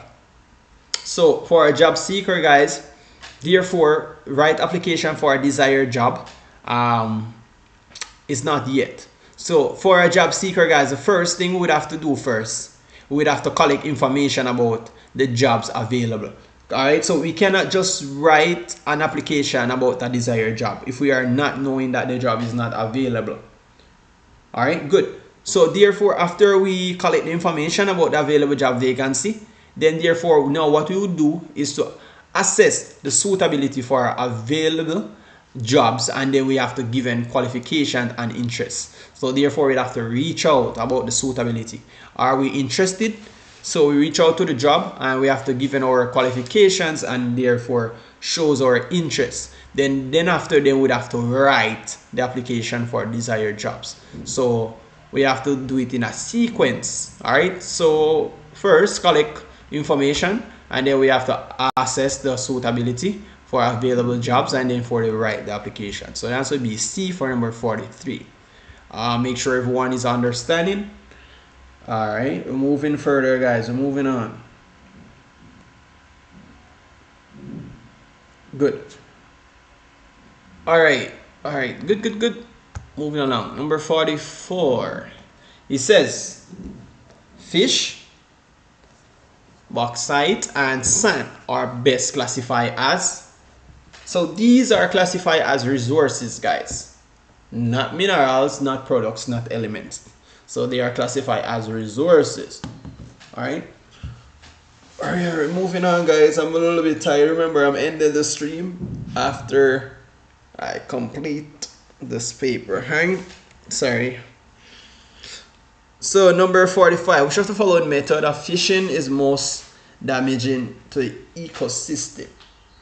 Alright, good.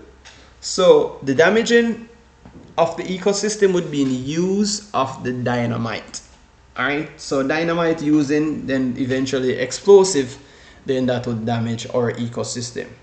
Alright, so if we are using trawl in the sea and ocean, we're least likely to damage the ecosystem, but the most damaging of the ecosystem would be a dynamite. That is not good explosive, guys. Alright, so answer would be B. They're talking about most. Read the question properly. Most, not least. If we were talking about least, I would use trawling the seas and ocean. It's 2:37 by me. Alright, good. So it's 2:37 by your time. Alright, which country are you from? Well, at my time, I'm at 1:36. And tomorrow is our paper one. Good. We're moving along, guys. We're almost through. Number 46. It says, which of the following would not use in conserving the environment in the Caribbean? So remember, guys, this was the same repeated question, so I won't be explaining much. I was going through. Oh, Guyana. Good. Guyana in the building. All right. Welcome. All right. So the answer would be sand mining. All right. Sand mining. The answer would be sand. They are mentioned about not conserve. Remember, reforestation is conserve, marine reserves, and land reclamation. Moving further, guys, this one is a main repeated one. Main repeated one. And this graph as well, guys. Remember, we were going through the live last night. This graph was the same. All right. I think everyone should get a grade 1. Trust me, everyone should get a grade 1. Aliyah from Jamaica, welcome. All right, good. So here we are. This question says, which of the following has a potential cause the most? So here we are seeing they are mentioning about most serious threat. So what is the most serious threat of pollution on the beach, of the beaches of the Caribbean? So therefore, if we are improper garbage of disposal, guys, remember, disposal of garbage is the pollution to our beaches. So do not throw garbage in the beach, guys. Destroy the marine life. Come on, what you are doing? So the answer here for 47 would be, everyone is seeing my screen? Our reconnection successfully. Good. So we were having a A reconnection, guys. Alright, good. So we were having a reconnection. Let me know. Everyone type in the comment section, guys. Are you hearing me clearly? Let me know in the comment section. Are you hearing me clearly, guys? Let me know. Let me know in the comment section, please. Are you hearing me? Alright. I just had a signal drop just now. Alright, we're moving along. We're moving along, guys. Let's go. Let's go. We're almost through. So we are talking about, yes, loud and clear. Okay, good. So we are talking about which of the following would play an important part in the government's effort in regards to the increase of consumption of locally produced food. So the key word here is government's effort to increase consumptions of local produced food. All right. So here, guys, why I chose the answer increase the price of imported food. Remember, we are mentioning about the government's effort. So right, so if we are talking about consumption, all right, so consumption, guys, be the action of using up a resource. So we are talking about the government's effort to increase the resources of a local produced food. So if they do increase the price of imported food, then eventually that would play an important part in the government effort. So that's what they normally do, guys. They normally increase the price of imported food. All right. Okay, good. So we're moving forward, guys. Let's go. All right, number 49. This graph is a graph that's showing the birth rate according to sex. So the sex would be from male to female, right? So we have country Z, and we have country, let me see here. We have the birth rate per 1,000, and we have female and male, then we have the year. So this here, guys, right here is the year, right? Let me write it so you guys could understand the graph more.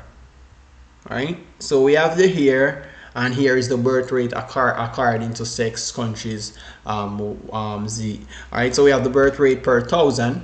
This would be 1,000, guys. So let me put the one here. So not really 1,000, but it's per 1,000. So just understand the graph more better. It's per 1,000. So here, let me just scroll up a little, just a moment. So here we are seeing where we have the birth rate. Here is the line is depicting male and female. So this is the key. All right, this is the key, guys, how to understand the graph more. Right, so this is the key. Good. Just join. Okay, Raj, no problem. If you just joined, the live will be same on my stream. After I ended the live, guys, all you guys need to do is to go over to my YouTube channel and you click on live. All right, and then you will see all of the live videos that I did there, and they are recent, so you can watch them back over. All right, good. So here we are seeing this is the key, right? This is the key how to understand the graph. So we are moving along. The question says here for number 49, the graph above shows that in country Z, here in Z, which would be what? It shows between the female birth rate reach a highest level around the mid 1970s. So now, guys, we're gonna explain why I choose this answer here. So let's go. They are talking about the female birth rate reach highest level. So how could the female birth rate reach the highest level in the mid 1970s? Let's prove this on the graph. So this is the female, guys. So on the 20 here, this would be the birth. So we have 20,000 birth rate, right? So here we are seeing where we have 1965. In 15,000, the birth rate dropped. 1965, moving up, going up to here. Look, so we have like 55,000, and in which year does it rise? In the 19. Look.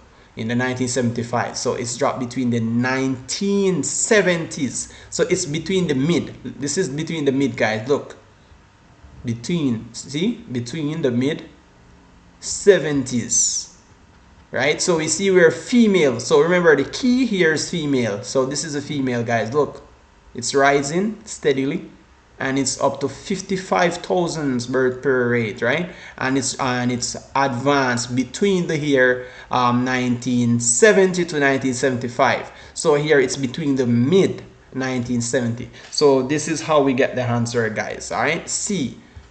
So the answer for number 49 is C. Female birth rate reaches its highest level around the mid 1970s. Does everyone understand? Moving along. Good. All right. So 50. It says populations figures for country X in 2012. Oh my, I'm so tired. 10 more to go, guys. Oh my. Let's go. Alright, good. So it says population figure for country X in 2012, right? So we have the birth rate, guys, and we have the death rate. We have the number of immigrants and we have the number of emigrants, right? So here they are talking about the natural increase. So how can we get the natural increase in the population here? Let me look at the figure here. All right, so we have 30,000. All right, so between the number of birth and death, guys. So between the number of birth and death, this is how we're gonna calculate the natural increase of the population. Remember, so we're gonna subtract the death, the number of death rate from birth rate. So 30,000, guys, and we subtracted 15,000. What is the answer? 15,000. 15 and 15, 30, right? So the answer would be 15,000. So we're going to subtract. So we're going to subtract the here, subtract the 15 from it, right? And we receive 15, right? Good. So, oh, I'm a little bit tired, guys. Oh my. Let's go, let's go. We're moving along, guys. This one is a repeated one as well, I think. Let me look at it. Age and sex of a pyramid. I think I saw this one before, if I'm not sure, but let we go. All right, good. I hope everyone is paying attention, guys. While you're on the live, make sure you guys do drop a like and subscribe if you're new. If you're new to the channel, ensure you guys subscribe, turn on the post notification, please and thank you. So when I'm live at 4 o'clock, you guys could be here because I will be doing more past paper, all right? And I will be explaining more. So everyone do subscribe if you haven't do so, and turn on the post notification. Thank you so much. We're moving further, guys. Number 51 here. It says item 51 refers to the following diagram, which represents the population profile for 3 countries. Therefore, we are seeing where we have country X, Y, and Z. Good? Are we following? Good. So here we are seeing percent of population country X. Good. And we also seeing population for country Y. Good. And also population for country Z. Good. All right. So we're moving forward, guys. So here the questions asks, in which of the following countries could the provision of many primary schools place be a priority? So we are talking about the priority of a provision of many primary schools. So we choose X only. So let me see the reason why. So they are talking about the countries which the provision of many primary school be placed priority. So we are talking about which is most seen as a priority. So in country X here, guys, look, well, let me just look on the school. All right. So here we are seeing we are female. So this is female, guys. So we look. So we have male, we have female. All right. So here, guys, look. So here we have between 5 and 4, and here we have between 5 and 6. Here now, guys, it's between this 4 and 4. And here, guys, we have between 8 and 8. So 8, 8, guys, on each. Let me just 8, 8 on each, right? And then we have like between 5 I would say between 5 and 5 here, right? And we have between, let me see here, 4. So between 4 and 4, right? So in the among priority, guys, the highest priority would be between country X, right? So that's how we got the answer. Does everyone copy in?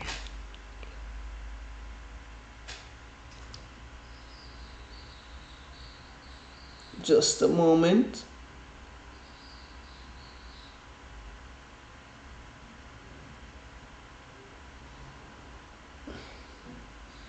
All right, good. Does everyone copy? Does everyone understand why I chose this answer here? Good? Kinda ish? No, I don't understand. Sir 51. All right, let me just go over 51, guys. Everyone, please pay attention. Please. Let's go back again. All right. So here we are talking about their priority, guys. You're kind of lost, Shanila. All right, let me explain it more clearly. All right. Good.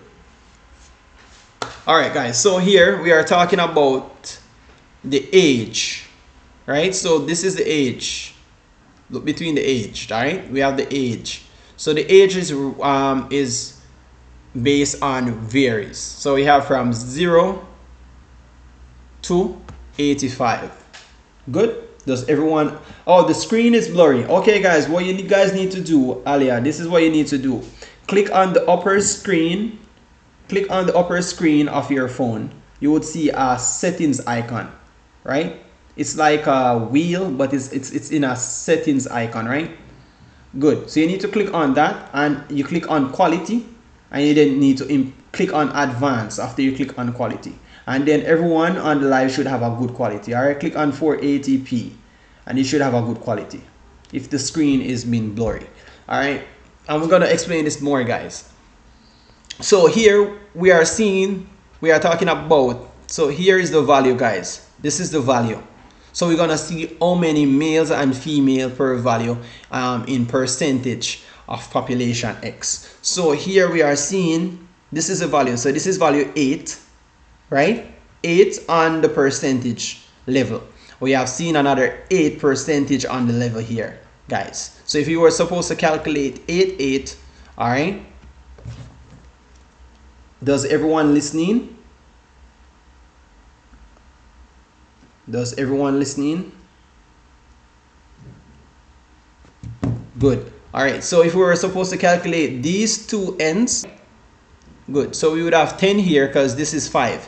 Remember, guys, it's range between 5, 4, 5, 6, right? 4, 5, 6. Look where this fall between the 5. Here fall between the 5 to 4, 5, 6. So it's 5, 5. So this would be 10 in value, in 10 percentage, right? So we have 16%. Let me just show you what's going on here. So we have 16%. We have 10% here. So we have 10% in population in country Y, and we have 16% in country X. Over here now we have 4 and 4, guys, 8.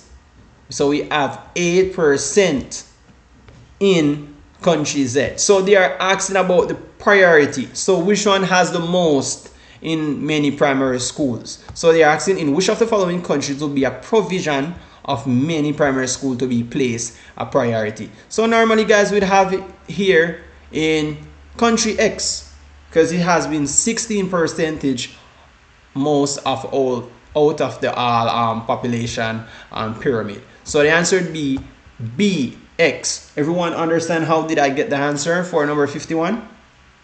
Before I move on, please type yes in the comment section if you do understand. Please let me know.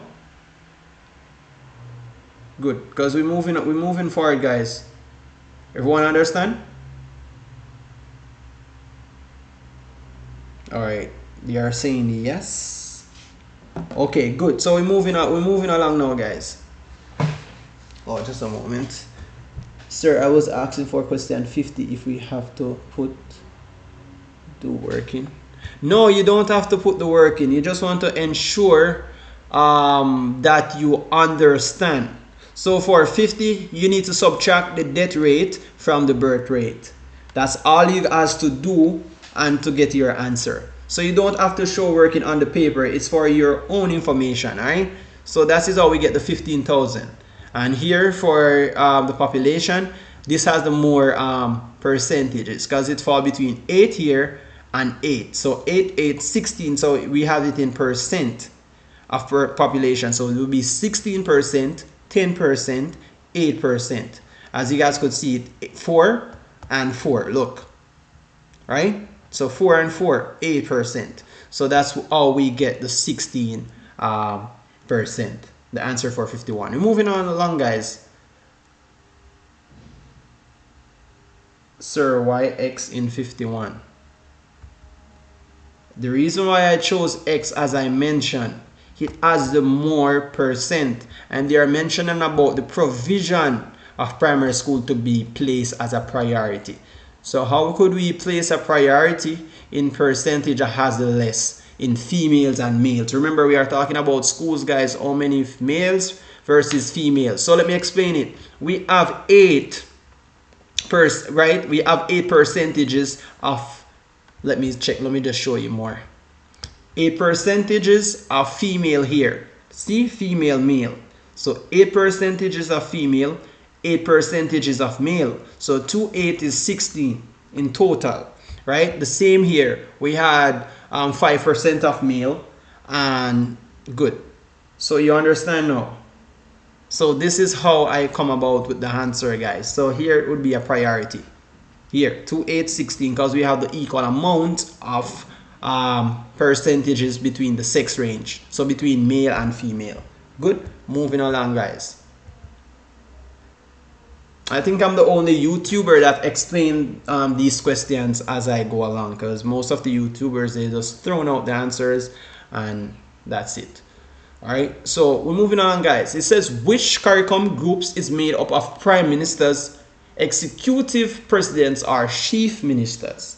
So therefore, we would see where we had any groups that are CARICOM that are shown to be any prime ministers, executives, or chief ministers. They are heads of government conference, right? So they are heads of government conference. Good. No further debate. We're moving on, guys. Which of the following institution of CARICOM responsible for economic activities of the community? So this answer is not, let me just erase this, please. I don't want you to get it twisted. So the answer here will be a common market council. So they are responsible for the economic activities of the community. It would not be the head of government conference. The head government conference would be the group that made up of prime ministers, executive president, or chief ministers. All right. So here they are responsible for economic activities. So any economic activities has to do with the common market council. All right. So that would be the common market council. All right. Let's be moving along.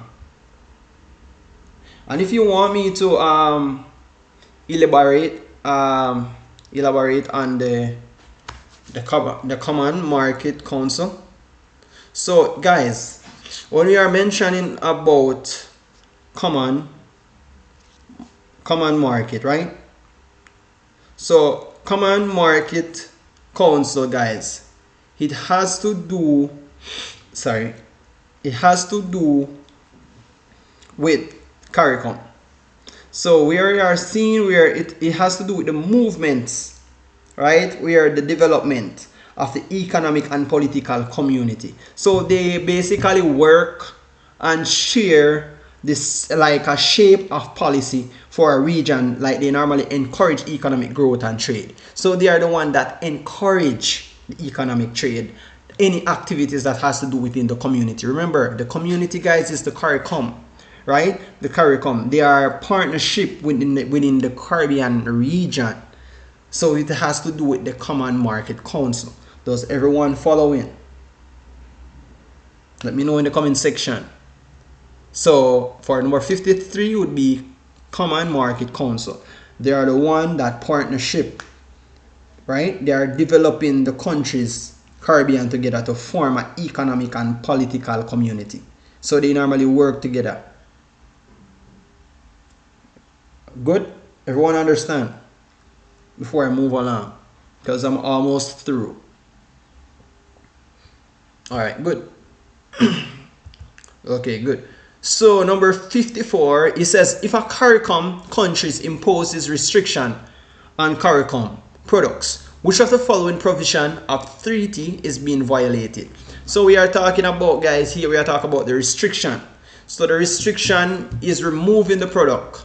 Removing the restriction on the products. So if we were to hold restriction on CARICOM countries, then therefore would have been liberalization of the trade. So we would be abusing the trade policy in a sense. All right, because remember, we are cooperating, right, building as one nation. Remember, every CARICOM has the own CARICOM countries, right? So we are just building to encourage its own political state. All right, so the answer for number 54 would be B, liberalization. The question, what is liberalization trade? All right, so in regards to CARICOM, guys, right? All right, liberalization trade would mean when we are removing any reductions or restrictions or any barriers. Barriers are like we holding, like for example, we are exporting goods overseas and they hold them in customs. So for example, any tax or like the amount of fee, right? So they are holding restrictions on them. So the trade liberalization is removing now. It's removing the restrictions and barrier from free exchange of goods between the nations. So does everyone understand the question? Does everyone understand? Let me know in the comment section, guys, because I will be ending the live after this one. So make sure everyone drop a like on the stream if you haven't do so, please, guys, because I am going to be live at 4 o'clock. So in the next 2 hours, just turn on the post notification, guys, so you will get notified. All right, good. Does everyone understand? Good. Okay, you're no, someone doesn't understand. Lavon, you don't understand. All right. So what I'm talking about here, they are talking about the CARICOM countries that imposes restriction. So we are, in a simpler terms, we are talking about any CARICOM countries that are holding restriction on our CARICOM products. So we are talking about our products. Products could be any goods that are exporting and importing in the country, right? So any goods that we are exporting, and therefore it's been violated. So what could violate the restriction of our products? So therefore the liberalization of trade would be removing the restriction or barrier of the exchange of goods between nations. So we are just one nation, guys, so we are trying to remove the trade barrier. So therefore the restriction here that would be imposed on a CARICOM product would be the liberalization of trade. So we are just removing them. Everyone understand?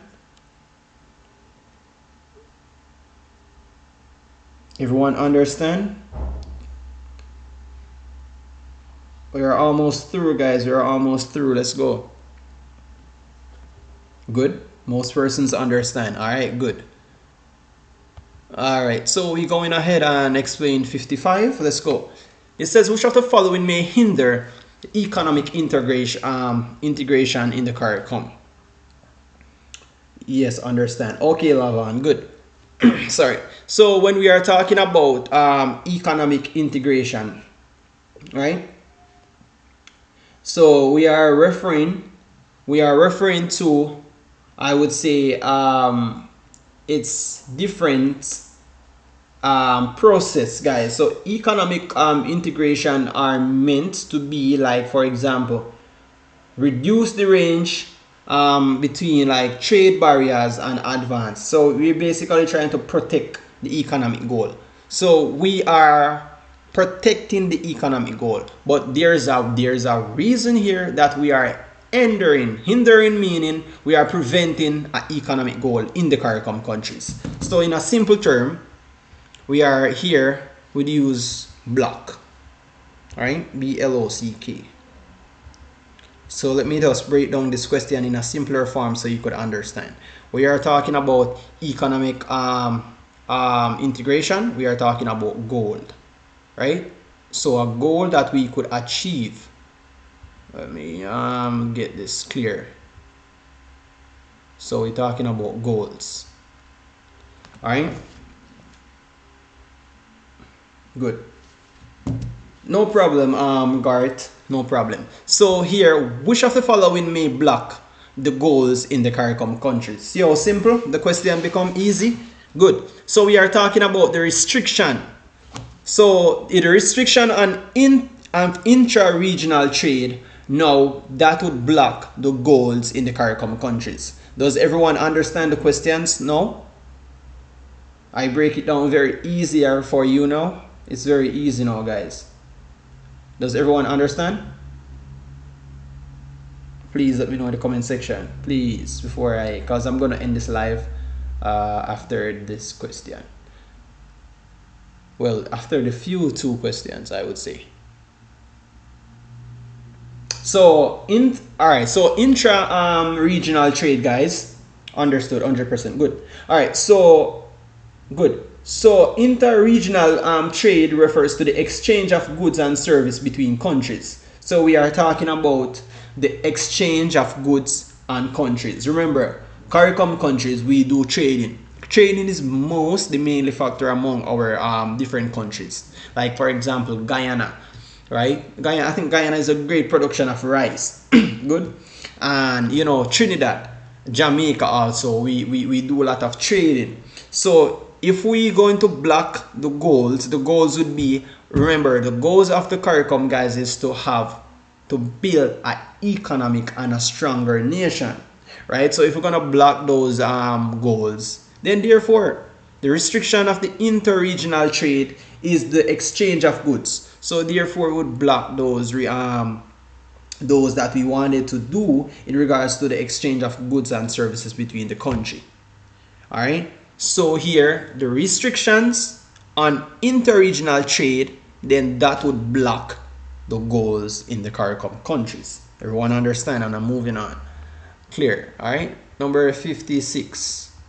It says, for which of the following reasons are Caribbean government most likely to try to attract private investors?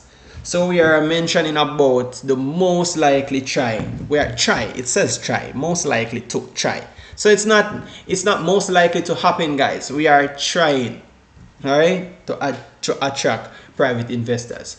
So it's not most likely it will be 100% effective, but it's merely effective though. We are trying. So to try to attract private investors, then therefore what we would have to do is to promote the economic development. All right. And when we are referring about economic development, guys, we are mentioning about its I would say it's process by where quality of life by nations. So we are just improving. We are improving, like for example, policies. We are improving programs, and they are active. I have a disconnection. Guys. Oh, good. We're good. All right, we're good, guys. We're good. Everyone hearing me? I just had a disconnection just now. All right, so we are mentioning about 57, guys.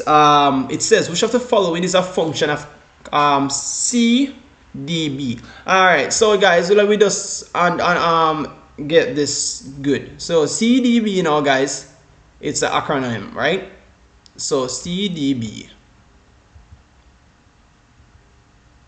All right. So anytime you guys see this acronym, you should supposed to know it. CDB, it stands for Caribbean Development Bank. All right. Good. Oh my gosh, my neck's hurt. All right. So CDB is refers to Caribbean Development Bank. So we are talking about the function. So what is the function of CDB, guys? It's supposed to be organizing and supervising loan for developmental work to member states. So we are talking about CDB. So that's Caribbean Development Bank. So therefore, the Caribbean Development Bank, it organizes and is supervising loans for development. Remember, we need development in the Caribbean region to work to member states. All right. So does everyone understand? Number 57. Does everyone following? Any comments in the comment section? Does everyone following? Let me know, please. I'm so tired. I'm getting so tired, guys. Oh my gosh. Alright, let's go. We're moving along, guys. Let's go. Almost through. Yes.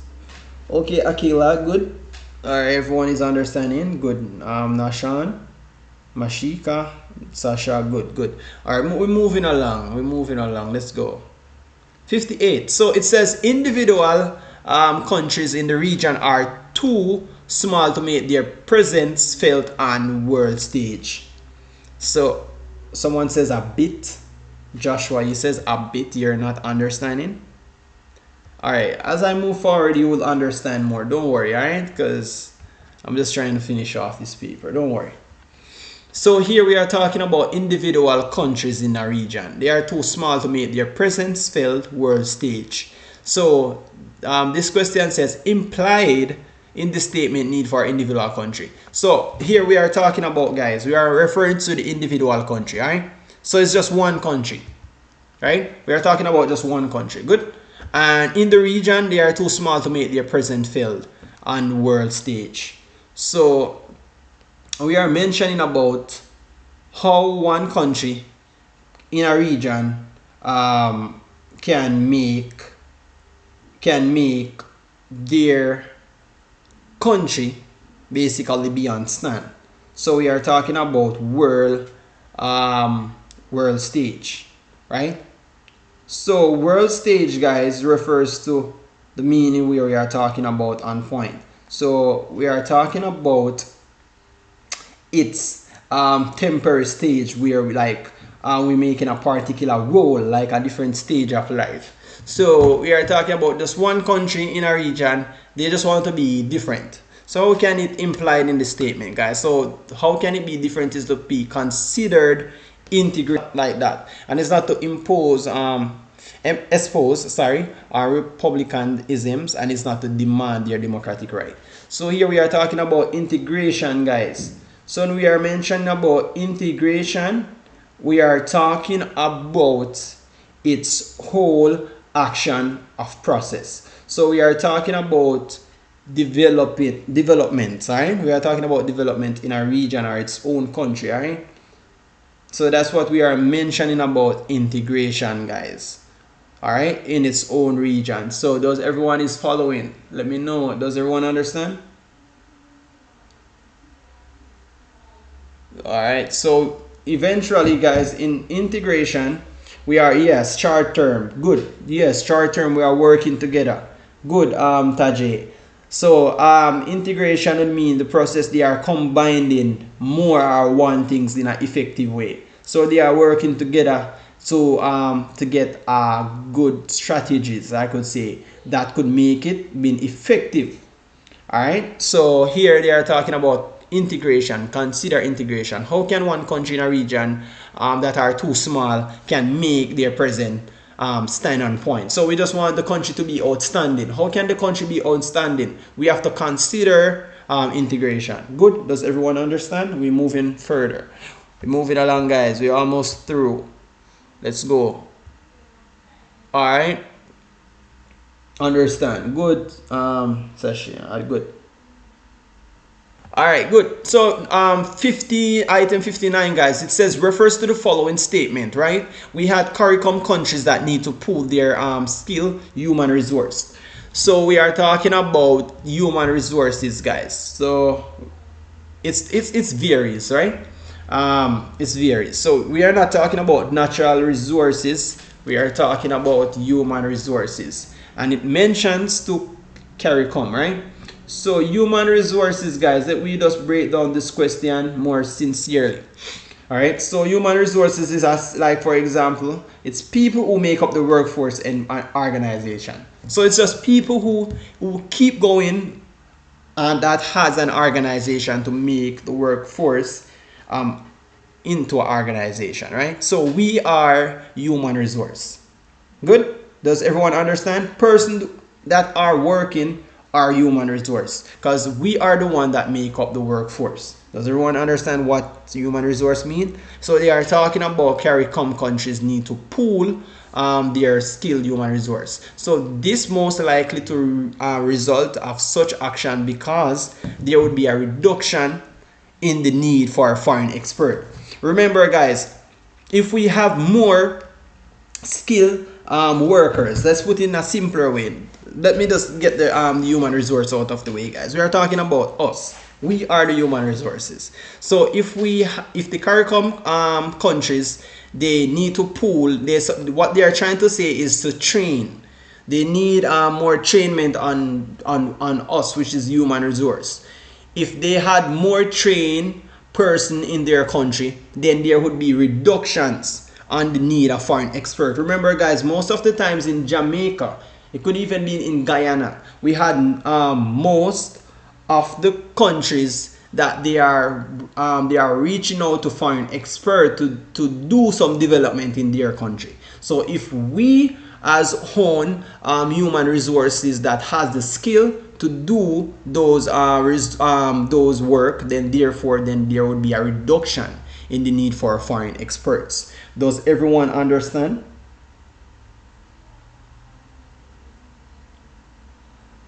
Does everyone understand? We're moving along, guys. All right, so we at the final. Everyone, guys, who hasn't liked the stream yet, guys, make sure you guys do drop a like real fast, guys, because I'll be ending the stream in a few. All right, please, and I'm asking you guys, everyone, drop a like on the stream, subscribe if you haven't do so, and please, and I'm asking you guys, any ads you see on the video, please to watch it, guys, if it even supposed to be like 30 seconds or 1 minute, just as appreciation. All right, so I'm gonna end the live, guys, but before I end the live, I'm gonna finish this one question. Good. I should let this one be a thrown out question, but I already highlighted the answer. So we're moving forward. Let's go, guys. So number 60, we're talking about the economic integration. So it says economic integration as a part of the CARICOM. The main objective aims primarily. So we are talking about the economic integration, guys. 2014. No, this paper is 2014, guys. Good. It's a 2014 paper 1 social study. All right, so next, when I go live at 4 o'clock, I will be doing 2019 and 2020 and 2023. All right, so here we are talking about economic integration. So when we are referring to economic integration, guys, we are talking about sorry, the policies between different states, right? So we are talking about the process which one or more state, they normally combine into a like group, therefore to reduce the range of trade barriers. So we are trying to take away the trade barriers, any trade restriction. We are protecting and set an economic goal. Remember, we are talking about goals. So in regards to the economic integration, we are part of the goal to set a specific goal. So they are talking about the main objectives. So the key point here is main objectives. So CARICOM, their main objective is to accelerating development in the CARICOM country. So they wanted to develop the development of the CARICOM countries. All right. So this is the end, as you guys could see, the end. All right. So we're moving, guys. So I will see you at 6 o'clock. Start at 6. Oh my god, I'm so tired right now. So we're moving further, guys. I will see you. I will see all of you guys basically in the next live. So let me give myself some time. All right. So it's at my time. It's 2:20. I could go live at 4. No problem. Everyone be safe. All right. Thanks everyone for stopping by who haven't subscribed. Make sure you guys do and drop a like and let me know how well was the marathon, guys. How well. Ending now. Ending now. I'm ending right now, guys. I'm going to end the live. So as you guys could see, I'm going to end the live. All right. So, sooner or later, 4 o'clock. Yeah, 4 o'clock is good. All right. 4 o'clock is good. I will be live at 4. All right. So, you're welcome. All right. So, guys, before you guys go, remember the live stream will be on my channel. All right. I won't delete in the live. The live will be on my stream, so you guys could watch it back over. Until then, see you all and take good care of yourself, guys. And hope you guys are studying very hard and keep safe. All right. For now, good. God bless.